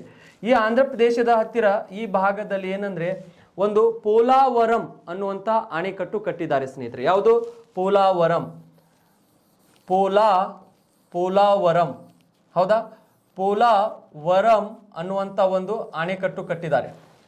ಪೋಲಾವರಂ ಅಣೆಕಟ್ಟು ಯಾವ ನದಿಯ ಮೇಲೆ ಇದೆ ಅಂತ ಹೇಳಿದ್ರೆ ಅಂದ್ರೆ ಅದು ಗೋದಾವರಿ ನದಿಯ ಮೇಲೆ ಇದೆ ಸ್ನೇಹಿತರೆ. ಎಲ್ಲಿದೆ ಅಂದ್ರೆ ಆಂಧ್ರ ಪ್ರದೇಶದಲ್ಲಿ. ಎಲ್ಲಿದೆ? ಆಂಧ್ರ ಪ್ರದೇಶದಲ್ಲಿ. ಇದನ್ನು ನೀವು ನೆನ್ಪಿಟ್ಕೋಬೇಕಾಗತ್ತೆ. ಯಾಕಂದ್ರೆ ಇದು PSI ದಲ್ಲಿನೂ ಕೇಳಿದ್ರು ನೋಡಿ ಕ್ವಶನ್. ಮೊನ್ನೆ ಲಾಸ್ಟ್ ಟೈಮ್ PSI ದಲ್ಲಿ ನಾವು ಆಫ್ಲೈನ್ ಕ್ಲಾಸ್ ಮಾಡುವಾಗ ಸ್ನೇಹಿತರೆ ಆಲ್ರೆಡಿ ನಾವು ನಮ್ಮ ಸ್ಟೂಡೆಂಟ್ಗಳಿಗೆ ನಾವು ಟೀಚ್ ಮಾಡಿರ್ತೇವೆ. ಎಷ್ಟೋ ಜನ ಸಿವಿಲ್ PSI ಆಗಿದ್ದಾರೆ, RSI ಆಗಿದ್ದಾರೆ, PC ಆಗಿದ್ದಾರೆ. ಸೊ ಆ ಎಲ್ಲ ವಿದ್ಯಾರ್ಥಿಗಳು ಕೆಲವೊಂದು ಸರ್ತಿ ನಮಗೆ ಫೋನ್ ಮಾಡಿ ಹೇಳ್ತಿದ್ದಾರೆ, ಸರ್ ನಿಮ್ಮಿಂದ ನಿಮ್ಮ ಕ್ಲಾಸ್ ಕೇಳುವುದರಿಂದ, ಸೊ ಇಂಥ ಕೋಚಿಂಗ್ ಇನ್ಸ್ಟಿಟ್ಯೂಟಲ್ಲಿ ನಾವು ಕಲಿಯೋದರಿಂದ ಸೊ ನಿಮ್ಮಿಂದ ಎಷ್ಟೋ ಅನುಕೂಲ ಆಗಿದೆ ಅಂತ ಎಷ್ಟೋ ವಿದ್ಯಾರ್ಥಿಗಳು ನಮ್ಮ ಕಡೆಗೆ ತಮ್ಮ ಒಂದು ಖುಷಿಯ ವಿಚಾರಗಳನ್ನು ಹಂಚ್ಕೋತಾರೆ ಸ್ನೇಹಿತರೆ. ಅಂಥ ಖುಷಿಯ ವಿಚಾರಗಳನ್ನು ನಾವು ಕೂಡ ನಿಮ್ಮ ಕಡೆಯಿಂದ ಎಕ್ಸೆಪ್ಟೇಷನ್ ಮಾಡಿರ್ತೇವೆ. ನಿಮ್ಮ ಕಡೆಯಿಂದ ನಮಗೆ ಏನೂ ಬೇಕಾಗಿಲ್ಲ. ನೀವು ಒಂದು ಉನ್ನತ ಮಟ್ಟಕ್ಕೆ ಹೋದಾಗ ಸೊ ಅದರಷ್ಟು ಖುಷಿ ಪಡೋರು ಯಾರೂ ಇರಂಗಿಲ್ಲ. ನೀವು ಅಚೀವ್ಮೆಂಟ್ ಮಾಡಿದ್ರೆ ಸೊ ನಿಮ್ಮ ತಂದೆ ತಾಯಿಗಳು ಖುಷಿ ಪಡ್ತಾರೆ ಸ್ನೇಹಿತರೆ. ಬಿಟ್ಟರೆ ನಿಮಗೆ ಕಲಿಸುವಂಥ ಟೀಚರ್ಗಳು ಖುಷಿ ಪಡ್ತಾರೆ, ಹೌದಾ? ಅವರಿಬ್ಬರೇ ಮಾತ್ರ ಖುಷಿ ಪಡೋರು. ಅವ್ರಿಗೆ ಬಿಟ್ಟರೆ ಅಂದ್ರೆ ಸ್ವಂತ ನಮ್ಮ ಅಣ್ಣ ತಮ್ಮಗಳೇ ಅಥವಾ ನಮ್ಮ ರಿಲೇಷನ್ದಲ್ಲಿನೇ ಖುಷಿ ಪಡಂಗಿಲ್ಲ, ಹೌದಾ? ಸೊ ಅದಕ್ಕೆ ನಾನು ಏನು ಹೇಳೋದಂದ್ರೆ ನಿಮಗೆ ಯಾವುದೇ ರೀತಿ ತೊಂದರೆ ಆದ್ರೂ ಕೂಡ, ಏನೇ ಆದ್ರೂ ಕೂಡ ಸೊ ನೀವು ಎಷ್ಟೇ ಕಷ್ಟ ಆದ್ರೂ ಕೂಡ ಓದಲಿಕ್ಕೆ ಪ್ರಯತ್ನ ಮಾಡ್ಬೇಕು ಸ್ನೇಹಿತರೆ. ಯಾಕಂದ್ರೆ ಸೊ ನಾವು ಯಾವ ರೀತಿ ಟೀಚ್ ಮಾಡ್ತೀವಲ್ಲ ಆ ಇನ್ಫಾರ್ಮೇಶನ್ ನೀವು ತಿಳ್ಕೊಳ್ಳಿ, ಅದರ ಮುಖಾಂತರ ಓದಲಿಕ್ಕೆ ನೀವು ಪ್ರಯತ್ನ ಮಾಡಿ. ಯಾಕಂದ್ರೆ ಈ ಪೋಲಾವರಂ ಅಣೆಕಟ್ಟು ಲಾಸ್ಟ್ ಟೈಮ್ ಸಿವಿಲ್ PSI ದಲ್ಲಿ ಕ್ವಶನ್ಸ್ ಕೇಳಿದ್ರು. ಪೋಲಾವರಂ ಅಣೆಕಟ್ಟು ಯಾವ ನದಿಯ ಮೇಲೆ ಇದೆ ಅಂದಾಗ ನಾವು ಸೊ ಗೋದಾವರಿ ನದಿಯ ಮೇಲೆ ಇದೆ ಅಂತ ನಾವು ಹೇಳಬೇಕಾಗತ್ತೆ. ಕೆಲವೊಂದು ಸರ್ತಿ ದಕ್ಷಿಣ ಗಂಗೆ ಅಂತ ಕೇಳಿಬಿಡ್ತಾರೆ. ಎಲ್ಲರೂ ಕಾವೇರಿ ನದಿ ಅಂತ ಹಾಕಿ ಬರ್ತಾರೆ. ಅದನ್ನು ಕೂಡ ರಾಂಗ್ ಆಗಿಬಿಡುತ್ತೆ. ಅದಕ್ಕೆ ನಾವು ಸರಿಯಾದ ರೀತಿಯಲ್ಲಿ ನಾವು ಇನ್ಫಾರ್ಮೇಶನ್ ಕೊಟ್ಟೇವಂದ್ರೆ ಯಾವುದೇ ವಿದ್ಯಾರ್ಥಿಗಳು ತಪ್ಪು ಮಾಡುವುದಿಲ್ಲ. ಅದು ನಮ್ಮ ಉದ್ದೇಶ ಆಗಿರುತ್ತೆ. ಸೊ ಇದಕ್ಕೆ ಈಗ ನಾವು ದಕ್ಷಿಣ ಗಂಗೆ, ಯಾವ ಗಂಗೆ ಐತಿದು? ದಕ್ಷಿಣ ಗಂಗೆತ್ನೂ ಕೂಡ ಕರೆದೇವೆ. ಇದರ ಮೇಲೆ ಪೋಲಾವರಂ ಅನ್ನುವಂಥ ಅಣೆಕಟ್ಟು ಇದೆ ಸ್ನೇಹಿತರೆ. ಸೊ ನೆಕ್ಸ್ಟು ಇಲ್ಲಿದಿಂದ ನಾವು ಮುಂದೆ ಹೋಗಬೇಕಾಗತ್ತೆ. ಮುಂದೆ ಏನಂದ್ರೆ ಈ ನದಿ ಸೊ ಮಹಾರಾಷ್ಟ್ರ, ತೆಲಂಗಾಣ ಮತ್ತು ಆಂಧ್ರ ಪ್ರದೇಶಗಳಿಗೆ ಬಹಳಷ್ಟು ಒಂದು ನೀರಿನ ಅನುಕೂಲವನ್ನು ಮಾಡಿಕೊಟ್ಟಿದೆ ಸ್ನೇಹಿತರೆ. ನೆಕ್ಸ್ಟ್ ಈ ನದಿಯ ಕೆಲವೊಂದು ಏನಿದಾವೆ ಅಂದ್ರೆ ಉಪನದಿಗಳು ಇದಾವೆ, ಹೌದಾ? ಆ ಉಪನದಿಗಳನ್ನು ಕೂಡ ನಾವು ಏನು ಮಾಡೋಣ ಅಂದ್ರೆ ಇಲ್ಲಿ ಸ್ಟಡಿ ಮಾಡಬೇಕಾಗತ್ತೆ ಸ್ನೇಹಿತರೆ. ಈಗ ಗೋದಾವರಿ ನದಿಯ ಉಪನದಿಗಳು, ಯಾವ ನದಿಯ ಉಪನದಿಗಳು? ಗೋದಾವರಿ ನದಿಯ ಉಪನದಿಗಳನ್ನು ನಾವು ನೋಡೋಣ. ಹಾಗಾದರೆ ಈಗ ಗೋದಾವರಿ ನದಿಯ ಉಪನದಿಗಳನ್ನು ನಾವು ನೋಡಿದಾಗ ಇಲ್ಲಿ ಇದರ ಪ್ರಮುಖ ಉಪನದಿಗಳು ಬರ್ತಾವೆ ಸ್ನೇಹಿತರೆ. ಈ ಪ್ರಮುಖ ಉಪನದಿಗಳು ಬಂದಾಗ ಅವುಗಳನ್ನು ನಾವು ಒಂದು ಸ್ವಲ್ಪ ನೋಡಬೇಕಾಗತ್ತೆ. ಸೊ ಇದರ ಪ್ರಮುಖ ಉಪನದಿಗಳು ಎದರದು? ಗೋದಾವರಿ ನದಿಯ ಪ್ರಮುಖ ಉಪನದಿಗಳು ನೋಡಿದಾಗ ಪ್ರಾಣಹಿತ, ಯಾವ ಹಿತ? ಪ್ರಾಣಹಿತ ಅದಕ್ಕೆ ಕರಿತೇವೆ ಸ್ನೇಹಿತರೆ. ಅದು ನಮಗೆ ಈ ಛತ್ತೀಸ್ಗಢ ಕಡೆದಿಂದ ಎಲ್ಲಿ ಬರುತ್ತೆ ಅಂದ್ರೆ ಮಹಾರಾಷ್ಟ್ರ ಕಡೆಗೆ ಬರುತ್ತೆ. ಈ ರೀತಿ ಒಂದು ಪ್ರಾಣಹಿತ. ಸೊ ಅದರ ಉಪನದಿಗಳು ನೀವು ನೆನ್ಪಿಟ್ಕೋರಿ. ಪ್ರಾಣಹಿತ, ಯಾವ ಹಿತ? ಪ್ರಾಣಹಿತ. ಪ್ರಾಣಹಿತ ಅನ್ನುವಂಥ ಇದರ ಉಪನದಿ ಪ್ರಾಣಹಿತ, ಈ ನದಿಗೆ ಬಂದು ಕೂಡತ್ತೆ. ಸೊ ಪ್ರಾಣಹಿತ. ಆಮೇಲೆ ನೆಕ್ಸ್ಟು ವೇನಗಂಗಾ. ವೇನಗಂಗಾ ಅನ್ನುವಂಥ ನದಿ ಬರುತ್ತೆ ಈ ಕಡೆಗೆ, ಇಲ್ಲೇ ಮಹಾರಾಷ್ಟ್ರ ಕಡೆಗೆ ಬಂದು ಕೂಡತ್ತೆ ಛತ್ತೀಸ್ಗಢ ಕಡೆಯಿಂದ. ವೇನಗಂಗಾ ನೀವು ಬರೇ ಅದರ ಉಪನದಿಯ ಹೆಸರು ಮಾತ್ರ ನೆನ್ಪಿಟ್ಕೊಳ್ಳಿ. ವೇನಗಂಗಾ. ಯಾವ ಗಂಗಾ? ವೇನಗಂಗಾ ಸ್ನೇಹಿತರೆ, ವೇನಗಂಗಾ. ಹೌದಾ? ಸೊ ನೆಕ್ಸ್ಟು ಇನ್ನೂ ಒಂದು ನದಿ ಬರುತ್ತೆ ನಮಗೆ ಈ ರೀತಿ, ಈ ಮಹಾರಾಷ್ಟ್ರ ಕಡೆ ಬಂದು ಕೂಡತ್ತೆ ಛತ್ತೀಸ್ಗಢದಿಂದ. ಒಂದು ಪ್ರಾಣಹಿತ, ವೇನಗಂಗಾ. ನೆಕ್ಸ್ಟು ನಮಗೆ ಇಲ್ಲಿ ಬರುವಂಥದ್ದು ಪೇನಗಂಗಾ ಸ್ನೇಹಿತರೆ. ಯಾವುದು? ಪೇನಗಂಗಾ. ಹೌದಾ? ಪೇನಗಂಗಾ ಅಂತ ಕರಿತೇವೆ. ಸೊ ಪ್ರಾಣಹಿತ, ವೇನಗಂಗಾ, ಪೇನಗಂಗಾ ಯಾವ ನದಿಯ ಉಪನದಿಗಳು ಆಗಿದ್ದಾವೆ ಇವೆಲ್ಲ? ಸೊ ಯಾವ ನದಿ ಅಂದ್ರೆ ಗೋದಾವರಿ ನದಿಯ ಉಪನದಿಗಳು ಆಗಿದ್ದಾವೆ ಸ್ನೇಹಿತರೆ. ಸೊ ಇದು ಆದಮೇಲೆ ನೆಕ್ಸ್ಟ್ ನಮಗೆ ಇದರದು ಉಪನದಿಗಳು ಯಾವ್ಯಾವ ಇದಾವೆ ಅಂದ್ರೆ ಮಾಂಜ್ರಾ ನೋಡ್ಬೇಕಾಗತ್ತೆ ನಾವು ಈ ಕಡೆದಿಂದ. ಈ ಮಾಂಜ್ರಾ ನದಿಯು ಸ್ವಲ್ಪ ಮಹಾರಾಷ್ಟ್ರ ಕಡೆದಿಂದ ಬರುತ್ತೆ, ಮತ್ತೆ ಕರ್ನಾಟಕದ ಉತ್ತರ ಕರ್ನಾಟಕ ಕಡೆಗೆ, ಈ ಬೀದರ್ ಕಡೆಗೆ. ಹೌದಾ? ಬೀದರ್ ಕಡೆದಿಂದ ಹಾದು ಹೋಗುತ್ತೆ ಮಾಂಜ್ರಾ ನದಿ. ನೆಕ್ಸ್ಟು ಈ ನದಿಗೆ ಕೂಡುತ್ತೆ. ಹೌದಾ? ಮಾಂಜ್ರಾ. ಇದಕ್ಕೆ ನಾವು ಮಾಂಜ್ರಾ ನದಿ ಅಂತ ಕರಿತೇವೆ. ಮಾಂಜ್ರಾ ನದಿನೂ ಕೂಡ ಇದರ ಉಪನದಿ. ಸ್ವಲ್ಪ ನೆನ್ಪಿಟ್ಕೊಳ್ಳಿ, ಮಾಂಜ್ರಾ ನದಿ ಇದು ಕರ್ನಾಟಕದಲ್ಲಿನೂ ಕೂಡ ಕಂಡು ಬರುತ್ತೆ, ಮಹಾರಾಷ್ಟ್ರದಿಂದ ಬರುತ್ತೆ. ನೆಕ್ಸ್ಟು ಈ ನದಿಗೆ ಹೋಗಿ ಕೂಡತ್ತೆ. ಯಾವುದಕ್ಕ? ಸೊ ಗೋದಾವರಿ ನದಿಗೆ. ನೀವು ಇಷ್ಟೇ ನಿಮ್ಮ ಕೆಲಸ ಏನಂದ್ರೆ ಪ್ರಮುಖ ನದಿ ಎಲ್ಲಿ ಹುಟ್ಟಿತು ಎಲ್ಲಿಗೆ ಹೋಯ್ತು ಅದನ್ನ ಮೇನ್ ನೆನ್ಪಿಟ್ಕೋರಿ. ನೆಕ್ಸ್ಟು ಅಲ್ಲಿದಿಂದ ಇದರ ಉಪನದಿಗಳು ಯಾವಿದಾವೆ ಅಂತ ಒಂದು ಕಡೆಗೆ ಮಾತ್ರ ನೋಟ್ ಮಾಡ್ಕೊಳ್ಳಿ. ಅವು ಎಲ್ಲಿ ಹುಟ್ಟಿದು ಎಲ್ಲಿ ಹೋಗಿ ಕೂಡಿದು ಅದ್ರ ಬಗ್ಗೆ ಒಟ್ಟೆ ತಲೆ ಕೊಡಿಸ್ಕೋಬೇಡಿ ಸ್ನೇಹಿತರೆ. ಪ್ರಾಣಹಿತ, ವೇನಗಂಗಾ, ಪೇನಗಂಗಾ, ಆಮೇಲೆ ಮಾಂಜ್ರಾ ಈ ನದಿಯ ಉಪನದಿಗಳು. ನೆಕ್ಸ್ಟ್ ನಮಗೆ ಮಾಂಜ್ರಾ ಆದಮೇಲೆ ಸೋನಿ ಬರುತ್ತೆ. ಯಾವ್ದು ಬರುತ್ತೆ? ಸೋನಿ. ಆಮೇಲೆ ಸೋನಿ ಇದರ ಮಹಾರಾಷ್ಟ್ರ ಕಡೆದಿಂದ ಬರುತ್ತೆ ನಮಗೆ ಸೋನಿ ನದಿ ಬರುತ್ತೆ. ನೆಕ್ಸ್ಟು ಸಬರಿ ಇದೆ ಇದರದು. ಯಾವುದು? ಶಬರಿ.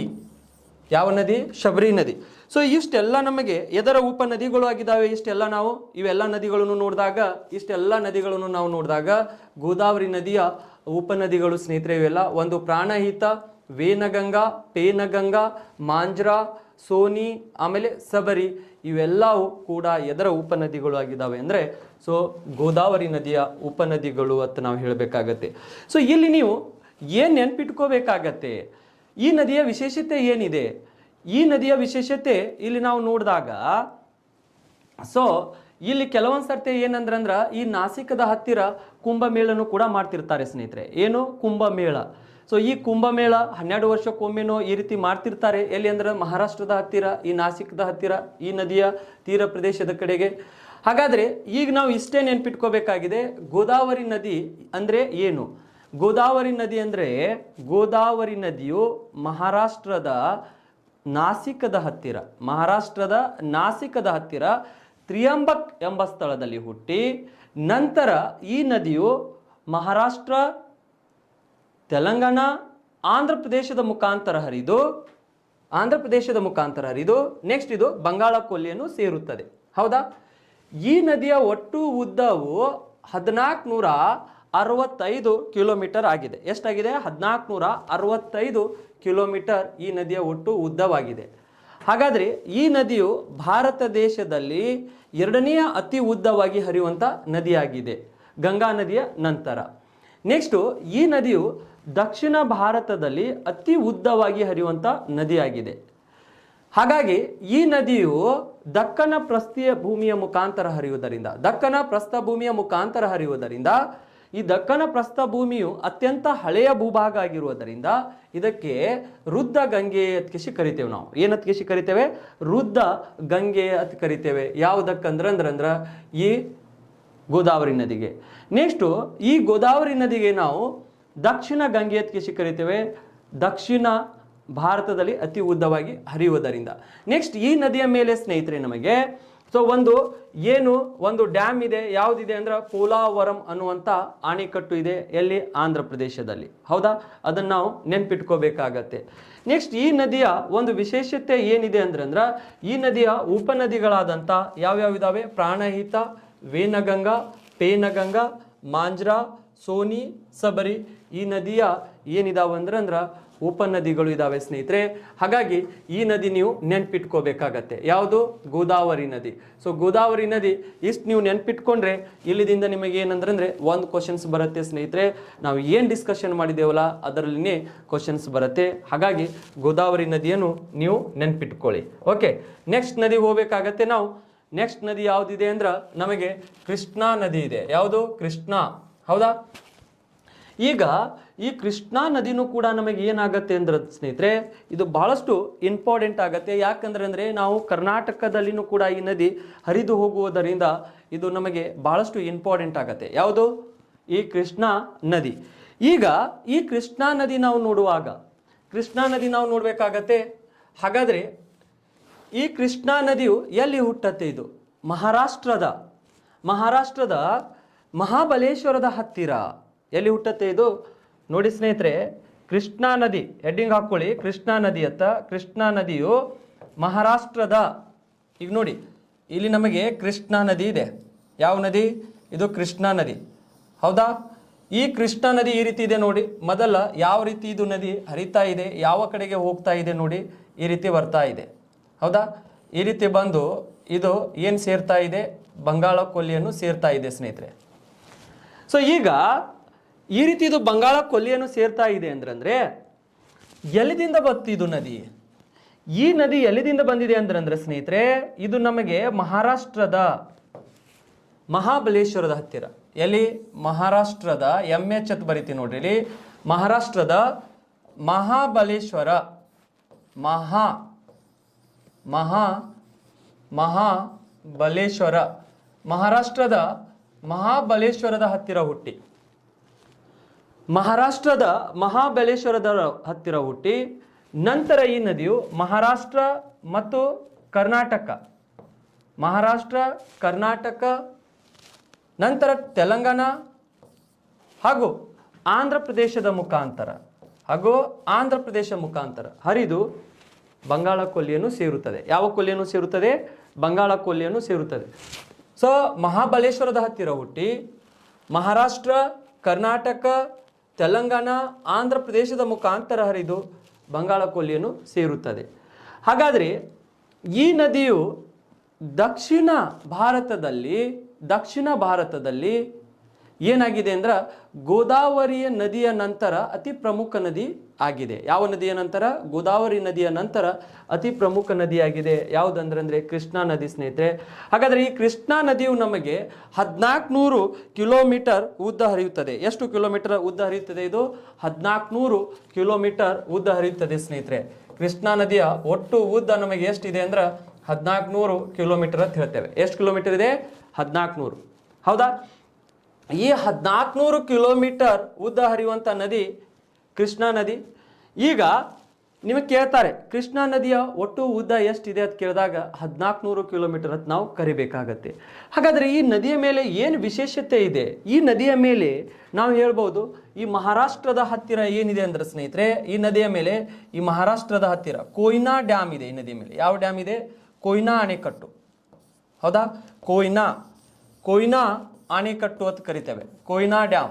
ಹೌದಾ? ಕೊಯ್ನಾ ಅಣೆಕಟ್ಟು ಇದೆ.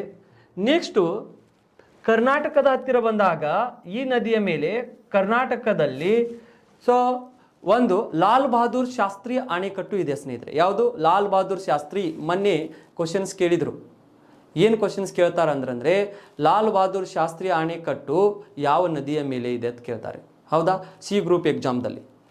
ಇಲ್ಲಿಕಂದ್ರೆ ಮೊನ್ನೆ RSI PSI ಎಕ್ಸಾಮ್ದಲ್ಲಿ ಕ್ವಶನ್ಸ್ ಕೇಳ್ತಾರೆ ಕೃಷ್ಣಾ ನದಿಯು ಎಲ್ಲಿ ಜನ್ಮ ತಾಳುತ್ತದೆ, ಯಾವ ಭಾಗದಲ್ಲಿ ಎತ್ಕೇಸಿ ಕೇಳ್ತಾರೆ. ಹಾಗಾದರೆ ಇದು ಮಹಾಬಲೇಶ್ವರದ ಹತ್ತಿರ. ಯಾವ ಬಲೇಶ್ವರ? ಮಹಾಬಲೇಶ್ವರದ ಹತ್ತಿರ ಅಂತ ನಾವು ಹೇಳ್ತೇವೆ. ಇದನ್ನು ನೆನ್ಪಿಟ್ಕೊಳ್ಳಿ. ಸೊ ನೆಕ್ಸ್ಟು ಈ ನದಿಯ ಮೇಲೆ ಮಹಾರಾಷ್ಟ್ರದ ಹತ್ತಿರ ಕೊಯ್ನಾ ಡ್ಯಾಮ್ ಇದೆ. ನೆಕ್ಸ್ಟು ಕರ್ನಾಟಕದಲ್ಲಿ ಈ ನದಿಯ ಮೇಲೆ ಲಾಲ್ ಬಹದ್ದೂರ್ ಶಾಸ್ತ್ರಿ, ಯಾವುದು ಲಾಲ್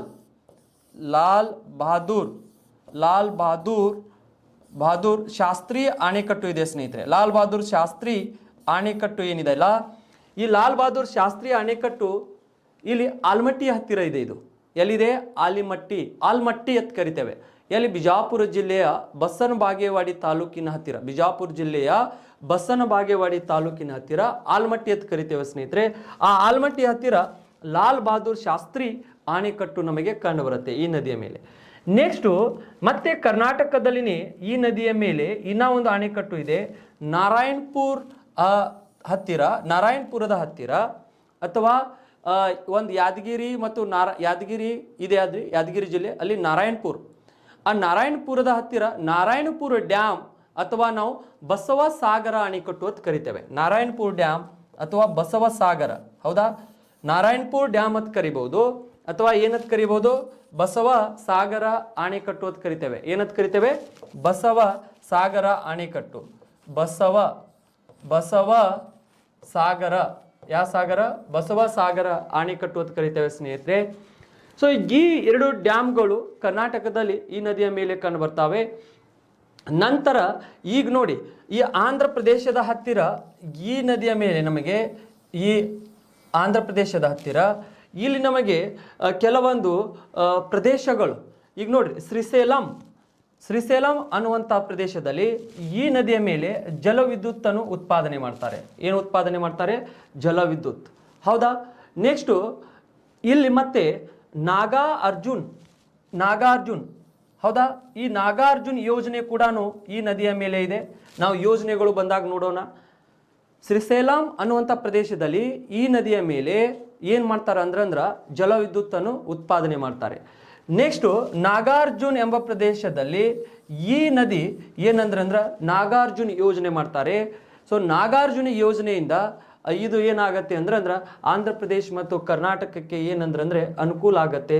ಈ ಆಂಧ್ರ ಪ್ರದೇಶಕ್ಕೆ ಭಾಳಷ್ಟು ಅನುಕೂಲ ಇದೆ. ಎದರಿಂದ? ನಾಗಾರ್ಜುನ ಯೋಜನೆಯಿಂದ.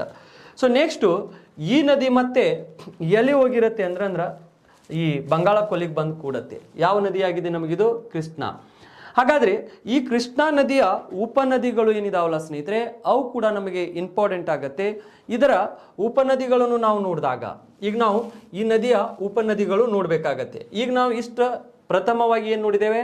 ಕೃಷ್ಣಾ ನದಿಯು ಮಹಾರಾಷ್ಟ್ರದ ಮಹಾಬಲೇಶ್ವರದ ಹತ್ತಿರ ಹುಟ್ಟಿ, ನಂತರ ಮಹಾರಾಷ್ಟ್ರ, ಕರ್ನಾಟಕ, ಆಮೇಲೆ ತೆಲಂಗಾಣ, ಆಂಧ್ರ ಪ್ರದೇಶದ ಮುಖಾಂತರ ಹರಿದು ಬಂಗಾಳ ಕೊಲ್ಲಿಯನ್ನು ಸೇರುತ್ತದೆ ಅಂತ ಹೇಳಿದ್ದೇವೆ. ಸೊ ಹಾಗಾದರೆ ಈ ನದಿಯ ಒಟ್ಟು ಉದ್ದ ನಾವು 1400 ಕಿಲೋಮೀಟರ್ ಇದೆ ಅಂತ ಹೇಳಿದ್ದೇವೆ ಸ್ನೇಹಿತರೆ. ನೆಕ್ಸ್ಟ್ ಈ ನದಿಯ ಮೇಲೆ ಪ್ರಮುಖ ಅಣೆಕಟ್ಟುಗಳು ಕೊಯ್ನಾ ಡ್ಯಾಮ್ ಮಹಾರಾಷ್ಟ್ರದಲ್ಲಿದೆ, ಲಾಲ್ ಬಹದ್ದೂರ್ ಶಾಸ್ತ್ರಿ ಅಣೆಕಟ್ಟು ಕರ್ನಾಟಕದಲ್ಲಿದೆ, ವಿಜಯಪುರದ ಹತ್ತಿರ ಬಸವನಬಾಗೇವಾಡಿ ತಾಲೂಕಿನ ಆಲ್ಮಟ್ಟಿ ಹತ್ತಿರ. ನೆಕ್ಸ್ಟ್ ಬಸವಸಾಗರ ಅಣೆಕಟ್ಟು ಇದೆ ಈ ನದಿಯ ಮೇಲೆ ಯಾದಗಿರಿ ಹತ್ತಿರ ಅಥವಾ ನಾರಾಯಣಪುರ ಅಂತ ಕರಿತೇವೆ. ನೆಕ್ಸ್ಟು ಇದು ತೆಲಂಗಾಣಕ್ಕೆ ಹೋಗುತ್ತೆ. ತೆಲಂಗಾಣದ ಹತ್ತಿರ ಅಥವಾ ಆಂಧ್ರ ಪ್ರದೇಶದ ಹತ್ತಿರ ನಮಗೆ ಶ್ರೀಶೈಲಂ ಅನ್ನುವಂಥ ಜಲವಿದ್ಯುತ್ ಯೋಜನೆ ಇದೆ ಈ ನದಿಯ ಮೇಲೆ, ಅದನ್ನು ಡ್ಯಾಮ್ ಅಂತ ಕರಿತೇವೆ ಅಲ್ಲಿ ನಾವು. ನೆಕ್ಸ್ಟು ನಾಗಾರ್ಜುನ ಒಂದು ಏನಿದೆ ಅಂದ್ರೆ ಯೋಜನೆ ಮಾಡ್ತಾರೆ ಇದರ ಮೇಲೆ, ಈ ನದಿಯ ಮೇಲೆ. ಆಂಧ್ರ ಪ್ರದೇಶಕ್ಕೆ ಅದು ಭಾಳಷ್ಟು ಅನುಕೂಲ ಆಗಿದೆ. ಯೋಜನೆಗಳು ಬಂದಾಗ ಮತ್ತೆ ಡಿಸ್ಕಷನ್ ಮಾಡೋಣ. ನೆಕ್ಸ್ಟ್ ಈ ನದಿಯ ಉಪನದಿಗಳು ನಾವು ನೋಡಿದಾಗ ನೆಕ್ಸ್ಟು ಇಲ್ಲಿ ನಮಗೆ ಆ ನದಿಗಳು ಭಾಳಷ್ಟು ಇಂಪಾರ್ಟೆಂಟ್ ಆಗ್ತವೆ ಸ್ನೇಹಿತರೆ. ಇದರ ಉಪನದಿಗಳನ್ನು ನಾವು ನೋಡಬೇಕಾಗತ್ತೆ. ಸೊ ಇದರ ಉಪನದಿಗಳು ನಾವು ನೋಡಿದಾಗ ಆ ಎಲ್ಲ ಉಪನದಿಗಳು ಎಲ್ಲಿ ಬರ್ತಾವೆ, ಯಾವ ರೀತಿ ಇದ್ದಾವೆ, ಅವುಗಳನ್ನು ನಾವು ನೋಡೋಣ. So see my dear friends, ಇದರ ಉಪನದಿಗಳನ್ನು ನಾವು ನೋಡಿದಾಗ ಯಾವ್ಯಾವ ಇದರ ಉಪನದಿಗಳು ಇದ್ದಾವೆ. ಸೊ ಇದರ ಉಪನದಿಗಳು, ಎದರ ಉಪನದಿಗಳು? ಈ ಕೃಷ್ಣಾ ನದಿಯ ಉಪನದಿಗಳು ನೋಡಿ, ಹೌದಾ? ಈಗ ಇದರ ಉಪನದಿಗಳು ನಾವು ನೋಡಿದಾಗ ನಂಬರ್ 1 ಇಲ್ಲಿ ನಾನು ಬರೀತೀನಿ ನೋಡಿ. ನಂಬರ್ 1 ಯಾವ್ದಿದೆ ಅಂದ್ರೆ ನಮಗೆ ಭೀಮಾ ಅಂತ ಕರಿತೇವೆ. ಭೀಮಾ, ಹೌದಾ? ನೆಕ್ಸ್ಟ್ ಘಟಪ್ರಭಾ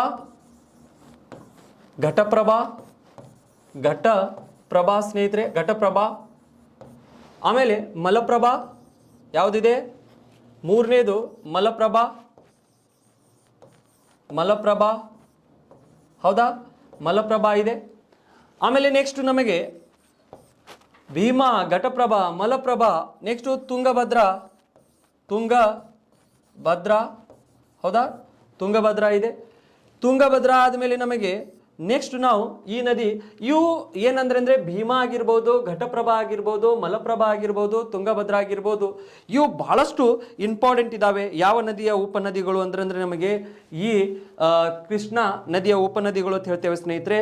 ಸೊ ಇವುಗಳನ್ನು ನೀವು ನೆನ್ಪಿಟ್ಕೋರಿ. ನೆಕ್ಸ್ಟು ದೋಣಿ ಇದೆ, ದೋಣಿ, ಆಮೇಲೆ ಮೂಸಿ, ನೆಕ್ಸ್ಟು ದೋಣಿ, ದೋಣಿ, ಮೂಸಿ, ಆರನೇದು ಯಾವುದಿದೆ ಮೂಸಿ, ಮೂಸಿ, ಆಮೇಲೆ 7 ನಮಗೆ ಮುನ್ನೇರು, ಯಾವುದು ಮುನ್ನೇರು, ಮುನ್ನೇರು ಹೌದಾ.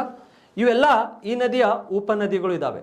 ಈಗ ಇವೆಲ್ಲ ಉಪನದಿಗಳು ಇದರ ನೋಡಿದಾಗ ಈ ಭೀಮಾ ನದಿ ಏನಿದೆಯಲ್ಲ, ಮಹಾರಾಷ್ಟ್ರದ ಭೀಮಾಶಂಕರದ ಹತ್ತಿರ ಹುಟ್ಟಿ ಬಂದು, ಮಹಾರಾಷ್ಟ್ರದ ಭೀಮಾಶಂಕರದ ಹತ್ತಿರ ಹುಟ್ಟಿ ಬಂದು ಈ ನದಿಗೆ ಬಂದು ಕೂಡ್ತೈತಿ.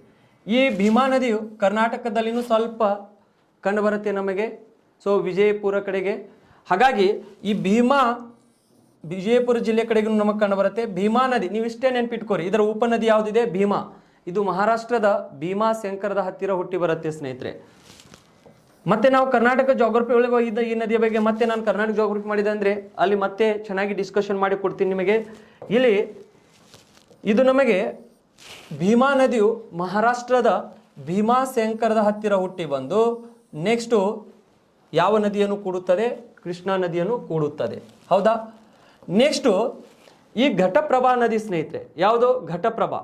ಈ ಘಟಪ್ರಭಾ ನದಿಯು ಕರ್ನಾಟಕದ ಬೆಳಗಾವಿ ಹತ್ತಿರ ಪಶ್ಚಿಮ ಘಟ್ಟಗಳಲ್ಲಿ ಹುಟ್ಟಿ, ಕರ್ನಾಟಕದ ಬೆಳಗಾವಿಯ ಹತ್ತಿರ ಪಶ್ಚಿಮ ಘಟ್ಟಗಳ ಹತ್ತಿರ ಹುಟ್ಟಿ, ಸೊ ನಾವು ಅಲ್ಲಿಂದ ಈ ನದಿಯು ಈ ಘಟಪ್ರಭಾ ಬೆಳಗಾವಿ ಮತ್ತು ಬಾಗಲಕೋಟ್ ಮುಖಾಂತರ ಹರಿದು ಸೊ ಯಾವ ನದಿಯನ್ನು ಕೂಡುತ್ತದೆ, ಕೃಷ್ಣಾ ನದಿಯನ್ನು ಕೂಡುತ್ತದೆ. ಯಾವುದು ಘಟಪ್ರಭಾ. ಘಟಪ್ರಭಾ ನದಿಯು ಸೊ ಬೆಳಗಾವಿ ಮತ್ತು ಬಾಗಲಕೋಟ್ ಮುಖಾಂತರ ಹರಿದು ಬಾಗಲಕೋಟ್ದಲ್ಲಿನೇ ಯಾವ ನದಿಯನ್ನು ಕೂಡುತ್ತದೆ, ಕೃಷ್ಣಾ ನದಿಯನ್ನು ಕೂಡುತ್ತದೆ. ಯಾವುದು ಘಟಪ್ರಭಾ. ಹಾಗಾದರೆ ಈ ಘಟಪ್ರಭಾ ನದಿಯ ಮೇಲೆ ಯಾವ ಜಲಪಾತ ಇದೆ ಅಂದರೆ ಸ್ನೇಹಿತರೆ ನಾವು ಹೇಳ್ಬೋದು, ಈ ಘಟಪ್ರಭಾ ನದಿಯ ಮೇಲೆ ನಮಗೆ ಗೋಕಾಕ್, ಗೋಕಾಕ್ ಜಲಪಾತ ಇದೆ ಅಂತ ಕರಿತೇವೆ ನಾವು, ಜಲಪಾತ ಹೌದಾ. ಯಾವ ಜಲಪಾತ, ಗೋಕಾಕ್. ನೆಕ್ಸ್ಟ್ ಇಲ್ಲಿ ಏನಿದೆಯಲ್ಲ ಮಲಪ್ರಭಾ ನದಿ, ಮಲಪ್ರಭಾ ನದಿಯು ಕರ್ನಾಟಕದ, ಮಲಪ್ರಭಾ ನದಿಯು ಕೂಡ ಸೊ ನಾವು ಹೇಳ್ಬೋದು ಇಲ್ಲಿ ಮಲಪ್ರಭಾ ನದಿಯು ಕೂಡ ಕರ್ನಾಟಕದಲ್ಲಿ ಬೆಳಗಾವಿ ಹತ್ತಿರ ಪಶ್ಚಿಮ ಘಟ್ಟಗಳು, ಆ ಪಶ್ಚಿಮ ಘಟ್ಟಗಳ ಹತ್ತಿರ ನಾವು ಅಲ್ಲಿ ಕನಕುಂಬಿ ಅನ್ನಬಹುದು ಹೌದಾ. ಆ ಭಾಗದ ಹತ್ತಿರ ಒಟ್ಟಾರೆ ನೀವು ಪಶ್ಚಿಮ ಘಟ್ಟಗಳು ಅಂತ ನೆನ್ಪಿಟ್ಕೋರಿ, ಬೆಳಗಾವಿ ಹತ್ತಿರ. ಅಲ್ಲಿಂದ ನಮಗೆ ಈ ನದಿಯು ಬೆಳಗಾವಿ ಮತ್ತು ಬಾಗಲಕೋಟ್ ಮುಖಾಂತರ ಹರಿದು ಮತ್ತೆ ಈ ನದಿ ಈ ಘಟಪ್ರಭಾ ಮತ್ತು ಮಲಪ್ರಭಾ ಕೂಡ್ತಾವೆ. ಕೂಡಿದ ನಂತರ ಇವು ಏನಾಗ್ತವೆ ಅಂದ್ರೆ ಈ ಕೂಡಲ ಸಂಗಮದ ಹತ್ತಿರ ಇವೆರಡೂ ಹೋಗಿ ನದಿ ಕೂಡಿರ್ತವೆ. ಇವ್ಯಾವ್ಯಾವು, ಸೊ ಮಲಪ್ರಭಾ ಮತ್ತು ಘಟಪ್ರಭಾ ಬೆಳಗಾವಿ ಮತ್ತು ಬಾಗಲಕೋಟ್ ಮುಖಾಂತರ ಹರಿದು ಈ ಮಲಪ್ರಭಾ ನದಿಯು ಘಟಪ್ರಭಾ ನದಿಗೆ ಕೂಡುತ್ತೆ. ನಂತರ ಇವೆರಡೂ ನದಿಗಳು ಕೂಡಲ ಸಂಗಮದ ಹತ್ತಿರ ಯಾವ ನದಿಗೆ ಕೂಡುತ್ತದೆ, ಸೊ ನಾವು ಕೃಷ್ಣಾ ನದಿಗೆ ಕೂಡುತ್ತದೆ ಅಂತ ಹೇಳ್ಬೋದು. ಯಾವುದು, ಮಲಪ್ರಭಾ. ಇದನ್ನು ನೆನ್ಪಿಟ್ಕೊಳ್ಳಿ ಹೌದಾ. ನೆಕ್ಸ್ಟ್ ನಮಗೆ ಇಲ್ಲಿದಿಂದ ಈ ತುಂಗಭದ್ರಾ ನಾವು ನದಿ ನೋಡಿದಾಗ ಸ್ನೇಹಿತರೆ, ಯಾವುದು ತುಂಗಭದ್ರಾ. ಈಗ ಈ ತುಂಗಭದ್ರಾ ನದಿ ನಾವು ಅಬ್ಸರ್ವೇಷನ್ ಮಾಡಬೇಕಾಗತ್ತೆ. ತುಂಗಭದ್ರಾ ನದಿ, ಈ ತುಂಗಭದ್ರಾ ನದಿಯು ನಮಗೆ ಈ ಕಡೆಗೆ ಶಿವಮೊಗ್ಗ ಕಡೆಯಿಂದ, ಯಾವ ಕಡೆಯಿಂದ, ಶಿವಮೊಗ್ಗ. ಈ ಶಿವಮೊಗ್ಗ ಕಡೆಯಿಂದ ಸ್ನೇಹಿತರೆ ಇಲ್ಲಿಂದ ಎರಡು ಕವಲುಗಳು ಬರ್ತವೆ. ಒಂದು ತುಂಗ ಹೌದಾ, ಒಂದು ತುಂಗಾ ಕವಲು, ಇನ್ನ ಒಂದು ಭದ್ರಾ ಕವಲು. ಯಾವುದಿದೆ, ಭದ್ರಾ. ಒಂದು ಭದ್ರಾ ಇದೆ, ಇನ್ನ ಒಂದು ಯಾವುದಿದೆ, ತುಂಗಾ ಇದೆ ಸ್ನೇಹಿತರೆ. ಈ ಎರಡು ಕವಲುಗಳು ಕೂಡ್ತಾವೆ. ಎಲ್ಲಿ ಕೂಡ್ತಾವೆ ಅಂದ್ರೆ ಇವೆರಡು ಕವಲುಗಳು ನಮಗೆ ಕೂಡ್ಲಿಯಲ್ಲಿ ಕೂಡ್ತಾವೆ. ಎಲ್ಲಿ ಕೂಡ್ತಾವೆ ಇವೆರಡು, ಕೂಡ್ಲಿ, ಶಿವಮೊಗ್ಗದ ಕೂಡ್ಲಿಯಲ್ಲಿ ಕೂಡ್ತಾವೆ ಸ್ನೇಹಿತರೆ, ಶಿವಮೊಗ್ಗದ ಕೂಡ್ಲಿಯಲ್ಲಿ. ಅಂದರೆ ಈ ತುಂಗಭದ್ರಾ ನದಿಯು ಯಾವ ನದಿ? ತುಂಗಭದ್ರಾ ನದಿ. ನೋಡಿ, ತುಂಗಭದ್ರಾ ನದಿಯು ಶಿವಮೊಗ್ಗದ ಹತ್ತಿರ ತುಂಗ ಮತ್ತು ಭದ್ರಾ ಎಂಬ ಎರಡು ಕವಲುಗಳಲ್ಲಿ ಹುಟ್ಟಿ ಈ ಎರಡೂ ಕವಲುಗಳು ನಮಗೆ ಕೂಡ್ಲಿಯಲ್ಲಿ ಕೂಡುತ್ತವೆ. ಎಲ್ಲಿ ಕೂಡುತ್ತವೆ? ಕೂಡ್ಲಿ. ಸೊ ಇವೆರಡು ಕವಲುಗಳು ಕೂಡ್ಲಿಯಲ್ಲಿ ಕೂಡಿದಾಗ ನಂತರ ಈ ನದಿಯು ಏನಾಗತ್ತೆ ಅಂದ್ರ ತುಂಗಭದ್ರಾ ನದಿ ಆಗತ್ತೆ. ನಂತರ ಯಾವ ನದಿ ಆಗತ್ತೆ? ಇದು ತುಂಗಭದ್ರಾ ನದಿಯಾಗಿ, ನಂತರ ಇದು ತುಂಗಭದ್ರಾ ನದಿಯಾಗಿ, ನೆಕ್ಸ್ಟು ಈ ನದಿಯು ಆಂಧ್ರ ಪ್ರದೇಶದ ಹತ್ತಿರ ಕರ್ನೂಲ್ ಎಂಬ ಸ್ಥಳದಲ್ಲಿ, ಆಂಧ್ರ ಪ್ರದೇಶದ ಹತ್ತಿರ ಕರ್ನೂಲ್, ಯಾವುದು? ಕರ್ನೂಲ್, ಆಂಧ್ರ ಪ್ರದೇಶದ ಹತ್ತಿರ ಕರ್ನೂಲ್ ಎಂಬ ಸ್ಥಳದಲ್ಲಿ ಕೃಷ್ಣಾ ನದಿಯನ್ನು ಕೂಡುತ್ತದೆ. ಯಾವ ನದಿಯನ್ನು ಕೂಡುತ್ತದೆ? ಕೃಷ್ಣಾ ನದಿಯನ್ನು ಕೂಡುತ್ತದೆ. ಆಂಧ್ರ ಪ್ರದೇಶದ ಕರ್ನೂಲ್ ಎಂಬ ಸ್ಥಳದಲ್ಲಿ ಕೃಷ್ಣಾ ನದಿಯನ್ನು ಕೂಡುತ್ತದೆ ಸ್ನೇಹಿತರೆ. ಹಾಗಾಗಿ ಇದನ್ನು ನೀವು ನೆನಪಿಟ್ಕೋಬೇಕಾಗತ್ತೆ. ಈಗ ನೋಡಿ, ತುಂಗಭದ್ರಾ ನದಿಯು ಶಿವಮೊಗ್ಗದ ಹತ್ತಿರ ತುಂಗ ಮತ್ತು ಭದ್ರಾ ಎಂಬ ಎರಡು ಕವಲುಗಳಲ್ಲಿ ಹುಟ್ಟಿ ಈ ಎರಡು ಕವಲುಗಳು ಕೂಡ್ಲಿಯಲ್ಲಿ ಕೂಡುತ್ತವೆ, ಶಿವಮೊಗ್ಗದ ಕೂಡ್ಲಿಯಲ್ಲಿ. ನಂತರ ಈ ನದಿಯು ತುಂಗಭದ್ರಾ ನದಿಯಾಗಿ ಕರ್ನಾಟಕದಲ್ಲಿ ಹರಿದು ನಂತರ ಆಂಧ್ರ ಪ್ರದೇಶದ ಕಡೆಗೆ ಹೋಗಿ ಕೃಷ್ಣಾ ನದಿಯನ್ನು ಕೂಡುತ್ತದೆ. ಎಲ್ಲಿ? ಕರ್ನೂಲದ ಹತ್ತಿರ. ಹೌದಾ? ಇದನ್ನು ನೀವು ನೆನಪಿಟ್ಕೋಬೇಕಾಗತ್ತೆ. ಇದು ತುಂಗಭದ್ರಾ ನದಿ ಈ ಕೃಷ್ಣಾ ನದಿಯ ಬಹಳಷ್ಟು ಪ್ರಮುಖ ಉಪನದಿ ಸ್ನೇಹಿತರೆ. ನೆಕ್ಸ್ಟು ಈ ಭದ್ರಾ ಏನಿದೆಯಲ್ಲ ಕವಲು, ಈ ಭದ್ರಾ ಕವಲಿನ ಮೇಲೆ ಅತಿ ಹೆಚ್ಚು ಹಲವಾರು ಕೈಗಾರಿಕೆಗಳು ಇಲ್ಲಿ ಕಂಡುಬರ್ತವೆ ಕರ್ನಾಟಕದಲ್ಲಿ. ನಿಮ್ಮ ಕ್ವಶನ್ಸ್ ಕೇಳ್ತಾರೆ, ಕರ್ನಾಟಕದಲ್ಲಿ ಯಾವ ನದಿಯ ದಡದಲ್ಲಿ ಅತಿ ಹೆಚ್ಚು ಕೈಗಾರಿಕೆಗಳು ಕಂಡುಬರ್ತಾವ ಅಂದ್ರ ಭದ್ರಾ ನದಿಯ ತೀರ ಪ್ರದೇಶದಲ್ಲಿ ಅತಿ ಹೆಚ್ಚು ಕೈಗಾರಿಕೆಗಳು ಕಂಡು ಬರುತ್ತವೆ ಅಂತ ನೀವು ಹೇಳಬೇಕಾಗತ್ತೆ. ಹೌದಾ? ನೆಕ್ಸ್ಟು ಈ ನದಿಗಳು ಬಹಳಷ್ಟು ಇಂಪಾರ್ಟೆಂಟ್ ಆದ ಸ್ನೇಹಿತರೆ ನಮಗೆ. ಇವೆಲ್ಲ ಭೀಮಾ ಆಗಿರ್ಬೋದು, ಘಟಪ್ರಭಾ, ಮಲಪ್ರಭಾ, ತುಂಗಭದ್ರಾ. ನೆಕ್ಸ್ಟ್ ನಮಗೆ ಇಲ್ಲಿ ಈ ದೋಣಿ ಏನಿದೆಯಲ್ಲ, ಈ ದೋಣಿನೂ ಕೂಡ ನಮಗೆ ಮೈನರ್ ರಿವರ್. ಇದು ದೋಣಿ ಮತ್ತು ಮುನ್ನೇರು. ಈಗ ಈ ದೋಣಿ ನಮಗೆ ಇದನ್ನು ಕೂಡ ಒಂದು ಸ್ವಲ್ಪ ನಮ್ಮ ಕರ್ನಾಟಕ ಕಡೆಗೂ ಕೂಡ ಬರುತ್ತೆ, ಮಹಾರಾಷ್ಟ್ರ ಕಡೆದಿಂದ ಬರುತ್ತೆ ದೋಣಿ. ಹೌದಾ? ಇದು ದೋಣಿನೂ ಕೂಡ ನಮಗೆ ಕರ್ನಾಟಕ, ಉತ್ತರ ಕರ್ನಾಟಕ ಕಡೆಗೆ ಕಂಡು ಬರುತ್ತೆ. ಎಲ್ಲಿ ಅಂದ್ರ ವಿಜಯಪುರ ಕಡೆಗೆ ಒಂದು ಸ್ವಲ್ಪ ಇದು ಇದೆ, ಇದರದು ಬೀದರ್ ಆ ಸೈಡ್. ಹಾಗಾದರೆ ಈ ದೋಣಿ ನದಿನೂ ಕೂಡ ಇದರ ಉಪನದಿ. ಆಮೇಲೆ ನೆಕ್ಸ್ಟು ಮುನ್ನೇರು. ಈ ಮುನ್ನೇರು ನದಿ ನಮಗೆ ಈ TS ಕಡೆಗೆ ತೆಲಂಗಾಣ ಇದರ ಕಡೆಗೆ ಕಂಡು ಬರುತ್ತೆ. ಯಾವುದು? ಮುನ್ನೇರು. ಇದನ್ನು ಒಂದು ಸ್ವಲ್ಪ ನೆನ್ಪಿಟ್ಕೋರಿ. ಯಾವುದಿದೆ? ಮುನ್ನೇರು. ಯಾವ ನದಿ? ಮುನ್ನೇರು. ನೆಕ್ಸ್ಟು ಈ ಮೂಸಿ ನದಿ ಏನಿದೆಯಲ್ಲ, ಈ ಮೂಸಿ ನದಿ ಸ್ವಲ್ಪ ಇಂಪಾರ್ಟೆಂಟ್ ಸ್ನೇಹಿತರೆ. ಈ ಮೂಸಿ ನದಿ ನಮಗೆ TS ಕಡೆದಿಂದ ಬರುತ್ತೆ, ಅಂದರೆ ತೆಲಂಗಾಣ. ಇದು ಆಂಧ್ರ ಪ್ರದೇಶ್, ಮೊದಲು ಆಂಧ್ರ ಪ್ರದೇಶ್ ಇತ್ತು, ಈಗ ತೆಲಂಗಾಣ ಆಗಿದೆ. ಹೌದಾ? ಈಗ ತೆಲಂಗಾಣ ಆಗಿದೆ, ಮೊದಲು ಏನಿತ್ತು? ಆಂಧ್ರ ಪ್ರದೇಶ್. ಈಗ ಈ ತೆಲಂಗಾಣದ ಕ್ಯಾಪಿಟಲ್ ಆದಂಥ ಹೈದರಾಬಾದ್ ಮೂಸಿ ನದಿಯು ಇದು ಏನಾಗಿದೆ ಅಂದ್ರೆ TS. ಹೌದಾ? ತೆಲಂಗಾಣ ಏನಿದೆಯಲ್ಲ, ತೆಲಂಗಾಣದ ಕ್ಯಾಪಿಟಲ್ ಆದಂಥ ಹೈದರಾಬಾದ್ ನಗರವು ಈ ನದಿಯ ದಡದಲ್ಲಿ ಕಂಡುಬರುತ್ತದೆ. ಯಾವ ನದಿಯ ದಡದಲ್ಲಿ ಕಂಡುಬರುತ್ತದೆ? ಈ ನದಿಯ ದಡದಲ್ಲಿ ಕಂಡುಬರುತ್ತದೆ. ಯಾವ ನಗರ ಸ್ನೇಹಿತರೆ? ಹೈದರಾಬಾದ್ ನಗರ ಮೂಸಿ ನದಿಯ ದಡದಲ್ಲಿ ಕಂಡುಬರುತ್ತದೆ. ನಿಮ್ಮ ಕ್ವಶನ್ಸ್ ಕೇಳ್ತಾರೆ, ಹೈದರಾಬಾದ್ ನಗರವು ಯಾವ ನದಿಯ ದಡದಲ್ಲಿ ಕಂಡುಬರುತ್ತದೆ ಅಂತ ಕೇಳಿದಾಗ ನೀವೇನಂತ ಹೇಳಬೇಕಾಗತ್ತೆ ಅಂದ್ರೆ ಹೈದರಾಬಾದ್ ನಗರವು ಮೂಸಿ ನದಿಯ ದಡದಲ್ಲಿ ಕಂಡು ಬರುತ್ತದೆ ಅಂತ ನಾವು ಹೇಳಬೇಕಾಗತ್ತೆ. ಯಾವ ನದಿಯ ದಡದಲ್ಲಿ? ಮೂಸಿ ನದಿಯ ದಡದಲ್ಲಿ ಇದು ಕಂಡು ಬರುತ್ತದೆ ಅಂತ ನಾವು ಹೇಳಬೇಕಾಗತ್ತೆ. ಹಾಗಾಗಿ ಇಷ್ಟು ಇದರ ಪ್ರಮುಖ ಉಪನದಿಗಳು ಇದ್ದಾವೆ. ಇವುಗಳನ್ನು ನೀವು ನೆನ್ಪಿಟ್ಕೋರಿ. ನೀವು ಜಸ್ಟ್ ಇಲ್ಲಿ ಏನು ನೆನ್ಪಿಟ್ಕೋಬೇಕಾಗಿದೆ ಅಂದ್ರೆ you should remember that. First ನೀವು ಕೃಷ್ಣಾ ನದಿ ನೆನ್ಪಿಟ್ಕೋರಿ, ಅದು ಬಹಳಷ್ಟು ಇಂಪಾರ್ಟೆಂಟ್. ಯಾವುದು? ಕೃಷ್ಣಾ ನದಿ. ನಮಗೆ ಕೃಷ್ಣಾ ನದಿ ನಾವು ನೋಡಿದಾಗ ಕೃಷ್ಣಾ ನದಿಯು ಎಲ್ಲಿ ಹುಟ್ಟಿತು ಸ್ನೇಹಿತರೆ? ಇದು ಕೃಷ್ಣಾ ನದಿಯು ಮಹಾರಾಷ್ಟ್ರದ ಮಹಾಬಲೇಶ್ವರದ ಹತ್ತಿರ ಹುಟ್ಟಿ ನಂತರ ಈ ನದಿಯು ಮಹಾರಾಷ್ಟ್ರ, ತೆಲಂಗಾಣ, ಆಂಧ್ರ ಪ್ರದೇಶ್ ಮುಖಾಂತರ ಹರಿದು, ಹಾಗಾದ್ರೆ ಮಹಾರಾಷ್ಟ್ರ ಮತ್ತು ತೆಲಂಗಾಣಕ್ಕೆ ಹೋಗೋಕ್ಕಿಂತ ಮುಂಚೆ ಕರ್ನಾಟಕದಲ್ಲಿನೂ ಹರಿದಿರುತ್ತೆ. ಹಾಗಾದ್ರೆ ಕರ್ನಾಟಕದಲ್ಲಿ ಈ ನದಿಯು 480 ಕಿಲೋಮೀಟರ್ ಉದ್ದ ಹರಿದಿರುತ್ತೆ ಸ್ನೇಹಿತರೆ. ಕರ್ನಾಟಕದಲ್ಲಿ ಅತಿ ಉದ್ದವಾಗಿ ಹರಿದು ಹೋಗುವಂತ ನದಿ ಇದು ಯಾವುದು? ಈ ಕೃಷ್ಣಾ ನದಿ. ಹೌದಾ? ಮಹಾರಾಷ್ಟ್ರದ ಮಹಾಬಲೇಶ್ವರದಲ್ಲಿ ಹುಟ್ಟಿ ಮಹಾರಾಷ್ಟ್ರ, ಕರ್ನಾಟಕ, ತೆಲಂಗಾಣ, ಆಂಧ್ರ ಪ್ರದೇಶ ಮುಖಾಂತರ ಹರಿದು ಬಂಗಾಳ ಕೊಲ್ಲಿಯನ್ನು ಸೇರುತ್ತದೆ. ಹಾಗಾದ್ರೆ ಈ ನದಿ ನಾನು 1400 ಕಿಲೋಮೀಟರ್ ಉದ್ದ ಹರಿಯುತ್ತದೆ ಅಂತ ಹೇಳಿದೆ. ಹೌದಾ? ಆ 1400 ಕಿಲೋಮೀಟರ್ದಲ್ಲಿ ಈ ನದಿಯು 480 ಕಿಲೋಮೀಟರ್ ಕರ್ನಾಟಕದಲ್ಲಿ ಹರಿಯುತ್ತದೆ.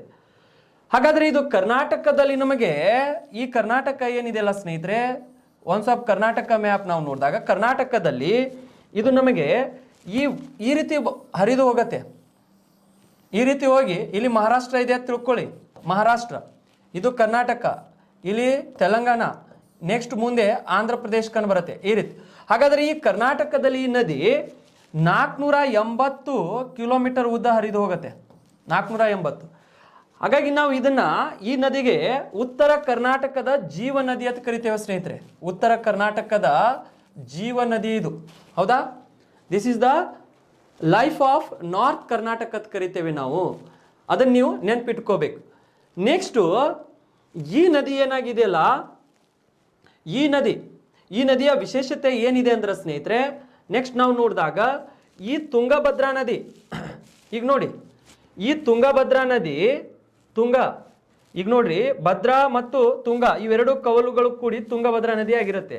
ಈ ತುಂಗಭದ್ರಾ ನದಿ ಮತ್ತು ಕೃಷ್ಣಾ ನದಿ ಇವೆರಡು ನದಿಗಳ ಒಂದು ಈ ಪ್ರದೇಶ ಏನಿದೆಲ್ಲ, ಎರಡು ನದಿಗಳ ನಡುವೆ ಕಂಡು ಬರುವಂತ ಪ್ರದೇಶ, ಇದಕ್ಕೆ ನಾವು ಏನಂತ ಕರಿತೇವೆ ಅಂದ್ರ ಸೊ ರಾಯಚೂರು ದೋ ಅಬ್ ಪ್ರದೇಶ ಅಂತ ಕರಿತೇವೆ. ಏನಂತ ಕರಿತೇವೆ? ರಾಯಚೂರು ದೋ ಅಬ್ ಪ್ರದೇಶ. ಯಾಕಂದ್ರೆ ಈ ಭಾಗದಲ್ಲಿ ನಮಗೆ ತುಂಗಭದ್ರಾ, ಈ ಕಡೆಯಿಂದ ತುಂಗಭದ್ರಾ ನದಿ, ಮೇಲ್ಗಡೆಯಿಂದ ಇದು ಕೃಷ್ಣಾ ನದಿ, ಇವೆರಡೂ ಇರುವುದರಿಂದ ಇದಕ್ಕೆ ನಾವು ತುಂಗಭದ್ರಾ ನದಿ ಮತ್ತು ಕೃಷ್ಣಾ ನದಿಯ ನಡುವಿನ ಪ್ರದೇಶಕ್ಕೆ ನಾವು ರಾಯಚೂರು ದೋ ಅಬ್ ಪ್ರದೇಶ ಅಂತ ಕರಿತೇವೆ. ಈ ರಾಯಚೂರು ದೋ ಅಬ್ ಪ್ರದೇಶ ಏನಿದೆಯಲ್ಲ ಸ್ನೇಹಿತರೆ, ಇಲ್ಲಿ ಈ ರಾಯಚೂರು ದೋ ಅಬ್ ಪ್ರದೇಶದಲ್ಲಿ ಭತ್ತ ಬೆಳೀತಾರೆ. ಅವರು ಏನ್ ಬೆಳೀತಾರೆ? ಜನ ಭತ್ತ ಬೆಳೀತಾರೆ. ಭತ್ತ ಯಾವ ಭತ್ತ ಬೆಳೀತಾರೆ ಅಂದ್ರ ಈ ಸೋನಾ ಮಸೂರಿ ಅಕ್ಕಿಯನ್ನು ಬೆಳೀತಾರೆ. ಹಾಗಾಗಿ ನೀವು ಇದನ್ನ ನೆನ್ಪಿಟ್ಕೋಬೇಕಾಗಿದೆ. ರಾಯಚೂರು ದೋ ಅಬ್ ಯಾವ ಎರಡು ನದಿಗಳ ನಡುವೆ ಕಂಡು ಬರುತ್ತದೆ ಅಂತ ಕೇಳಿದಾಗ ಇದನ್ನು ನೀವು ನೆನ್ಪಿಟ್ಕೋಬೇಕು. ಹೌದಾ? ಸೊ ಇದು ಕೃಷ್ಣಾ ನದಿ. ಹಾಗಾದ್ರೆ ಈ ಕೃಷ್ಣಾ ನದಿಯ ಮೇಲೆ ನಾವು ಒಂದು ಕೊಯ್ನಾ ಅಣೆಕಟ್ಟು ನೋಡಿದ್ದೇವೆ, ಆಮೇಲೆ ಲಾಲ್ ಬಹದ್ದೂರ್ ಶಾಸ್ತ್ರಿ ಅಣೆಕಟ್ಟು ನೋಡಿದ್ದೇವೆ, ನೆಕ್ಸ್ಟ್ ನಾವು ಬಸವಸಾಗರ ಅಣೆಕಟ್ಟು ನೋಡಿದ್ದೇವೆ. ಇವುಗಳು ನಮಗೆ ಇಂಪಾರ್ಟೆಂಟ್ ಸ್ನೇಹಿತರೆ. ನೆಕ್ಸ್ಟ್ ಇದರ ಪ್ರಮುಖ ಉಪನದಿಗಳು ನೋಡಿದ್ದೇವೆ. ಭೀಮಾ, ಘಟಪ್ರಭಾ, ಗೋಕಾಕ್ ಜಲಪಾತ ಇದೆ ಅಂತ ತಿಳಿದೇವೆ, ಘಟಪ್ರಭಾ, ಮಲಪ್ರಭಾ, ಆಮೇಲೆ ತುಂಗಭದ್ರಾ, ದೋಣಿ, ಮೂಸಿ, ಮುನ್ನೇರು. ಈಗ ಈ ಮೂಸಿ ನದಿಯ ಮೇಲೆ ಯಾವ ನಗರ ಇದೆ ಅಂತ ಹೇಳಿದ್ದೇವೆ? ಹೈದರಾಬಾದ್ ನಗರ ಇದೆ ಅಂತ ಹೇಳಿದ್ದೇವೆ. ಸೊ ಇಷ್ಟೆಲ್ಲ ಅಂಶಗಳನ್ನು ನಾವು ನೋಡಿದ್ದೇವೆ ಸ್ನೇಹಿತರೆ. ಇವೆಲ್ಲವೂ ಕೂಡ ನಮಗೆ ಏನಾಗತ್ತೆ ಅಂದ್ರೆ ಬಹಳಷ್ಟು ಇಂಪಾರ್ಟೆಂಟ್ ಆಗತ್ತೆ. ಇಂಪಾರ್ಟೆಂಟ್ ಆಗೋದರಿಂದ ಇವುಗಳನ್ನು ಒಂದು ಸ್ವಲ್ಪ ನೆನ್ಪಿಟ್ಕೊಳ್ಳಿ. This is all about Krishna ನದಿ. ನೀವು ಕೃಷ್ಣಾ ನದಿಯ ಉಪನದಿಗಳು ನೆನ್ಪಿಟ್ಕೋರಿ, ಮೇಜರ್ ನದಿ ನೆನ್ಪಿಟ್ಕೋರಿ. ಇದರ ಮೇಲೆ ನಿಮಗೆ ಒಂದು ಕ್ವಶನ್ ಫಿಕ್ಸ್ ಇರುತ್ತೆ. ಎಷ್ಟು? ಒಂದು ಕ್ವಶನ್ಸು ಯಾವಾಗ್ಲೂ ಕೇಳ್ತಾನೇ ಇರ್ತಾರೆ ಸ್ನೇಹಿತರೆ. ಹಾಗಾಗಿ ನೀವು ಇದನ್ನು ಏನಂದ್ರೆ ನೆನ್ಪಿಟ್ಕೋಬೇಕಾಗತ್ತೆ. So this is all about ನಮಗೆ ಈ ಕೃಷ್ಣಾ ನದಿ. ಹೌದಾ? ಈಗ ಕೆಲವೊಂದು ನನ್ನ ಸ್ನೇಹಿತರು ಬಹಳಷ್ಟು ಜನ ಏನಂದ್ರೆ ಸರ್ ನನಗೂ ಭಾಳಷ್ಟು ಜನನು ಬೇರೆ ಲೆಕ್ಚರ್ಸ್ಗಳು ಹೇಳಿದರು. ಏನು ಹೇಳಿದ್ರು ಅಂದ್ರೆ ಸರ್ ನಂಬರ್ ಕೊಡಲಿಕ್ಕೆ ಹೇಳಿ ಸರ್ ಅಂತ. ಸೊ ನಾನು ನಂಬರ್ ಕೊಡ್ತೀನಿ ಸ್ನೇಹಿತರೆ. ಇಲ್ಲಿ ನಂಬರ್ ಕೊಟ್ಟಾಗ ನೀವು ಅದನ್ನು ಒಂದು ಸ್ವಲ್ಪ ಯುಟಿಲೈಸ್ ಮಾಡ್ಕೋಬಹುದು. ಸೊ ಏನಾದರೂ ನಿಮಗೆ ಡೌಟ್ ಇದ್ದರೆ ಸೊ ಒಂದು ಮೆಸೇಜ್ ಮುಖಾಂತರ ನೀವು ಕಾಲ್ ಮಾಡಿನೂ ತಿಳ್ಕೊಬಹುದು. 9686241446 ಇದು ನನ್ನ ನಂಬರ್ ಸ್ನೇಹಿತರೆ. 9686241446 ಅನಿಲ್ ರಾಜ್ಪೂತ್ ಅಂತ ಇದು ನನ್ನ ನಂಬರ್ ಇದೆ. ಈ ನಂಬರಿಗೆ ನೀವು ಕಾಲ್ ಮಾಡಬಹುದು ಅಥವಾ ಫ್ರೀ ಇದ್ದಾಗ ಕಾಲ್ ಮಾಡಿ 9 ಗಂಟೆ ಮೇಲ್ಗಡೆಗೆ. ಹೌದಾ? 9686241446 ಇದು ನನ್ನ ಕಾಂಟ್ಯಾಕ್ಟ್ ನಂಬರ್ ಇದೆ. ನೆಕ್ಸ್ಟ್ ನಮ್ಮದು ಏನಂದ್ರೆ ಸೊ ಒಂದು ಟೆಲಿಗ್ರಾಮ್ ಇದೆ. ಆ ಟೆಲಿಗ್ರಾಮ್ ಏನಂತ ಬರಿಬೇಕಂದ್ರ ನೀವು ಜಿಯೋ ವ್ಯಾಲಿ ಅಂತ ಬರಿಬೇಕಾಗತ್ತೆ ಸ್ನೇಹಿತರೆ. ಜಿಯೋ ವ್ಯಾಲಿ ಸ್ವಲ್ಪ ಫೇಸ್ ಕೊಡ್ಬೇಕಾಗತ್ತೆ. ಜಿ ಕ್ಯಾಪಿಟಲ್ ಫೇಸ್ ಕೊಡ್ರಿ, GEO VA ವಿ ಕ್ಯಾಪಿಟಲ್ ಮರೀರಿ, ಆಮೇಲೆ VALLEY ಜಿಯೋ ವ್ಯಾಲಿ. ಹೌದಾ? ಜಿ ಕ್ಯಾಪಿಟಲ್ ಬರೀರಿ, ಆಮೇಲೆ ನೆಕ್ಸ್ಟು ಇ ಬರೀರಿ, ಓ ಬರೀರಿ, ಸ್ವಲ್ಪ ಫೇಸ್ ಕೊಡ್ರಿ, ಜಾಗ ಕೊಡ್ರಿ. ಆಮೇಲೆ ನೆಕ್ಸ್ಟು VA ಕ್ಯಾಪಿಟಲ್ ಬರೀರಿ, VALLEY ಜಿಯೋ ವ್ಯಾಲಿ. ನೀವು ಇಲ್ಲಿ ಆದ್ರೂ ಕಾಂಟ್ಯಾಕ್ಟ್ ಮಾಡಿ, ಈ ನಂಬರಿಗೆ ಆದ್ರೂ ಕಾಂಟ್ಯಾಕ್ಟ್ ಮಾಡಿ. ಆದರೆ ಸೊ ನೀವು ಮೆಸೇಜ್ ಹಾಕಿ 9 ಗಂಟೆ ನಂತರ. ಹೌದಾ?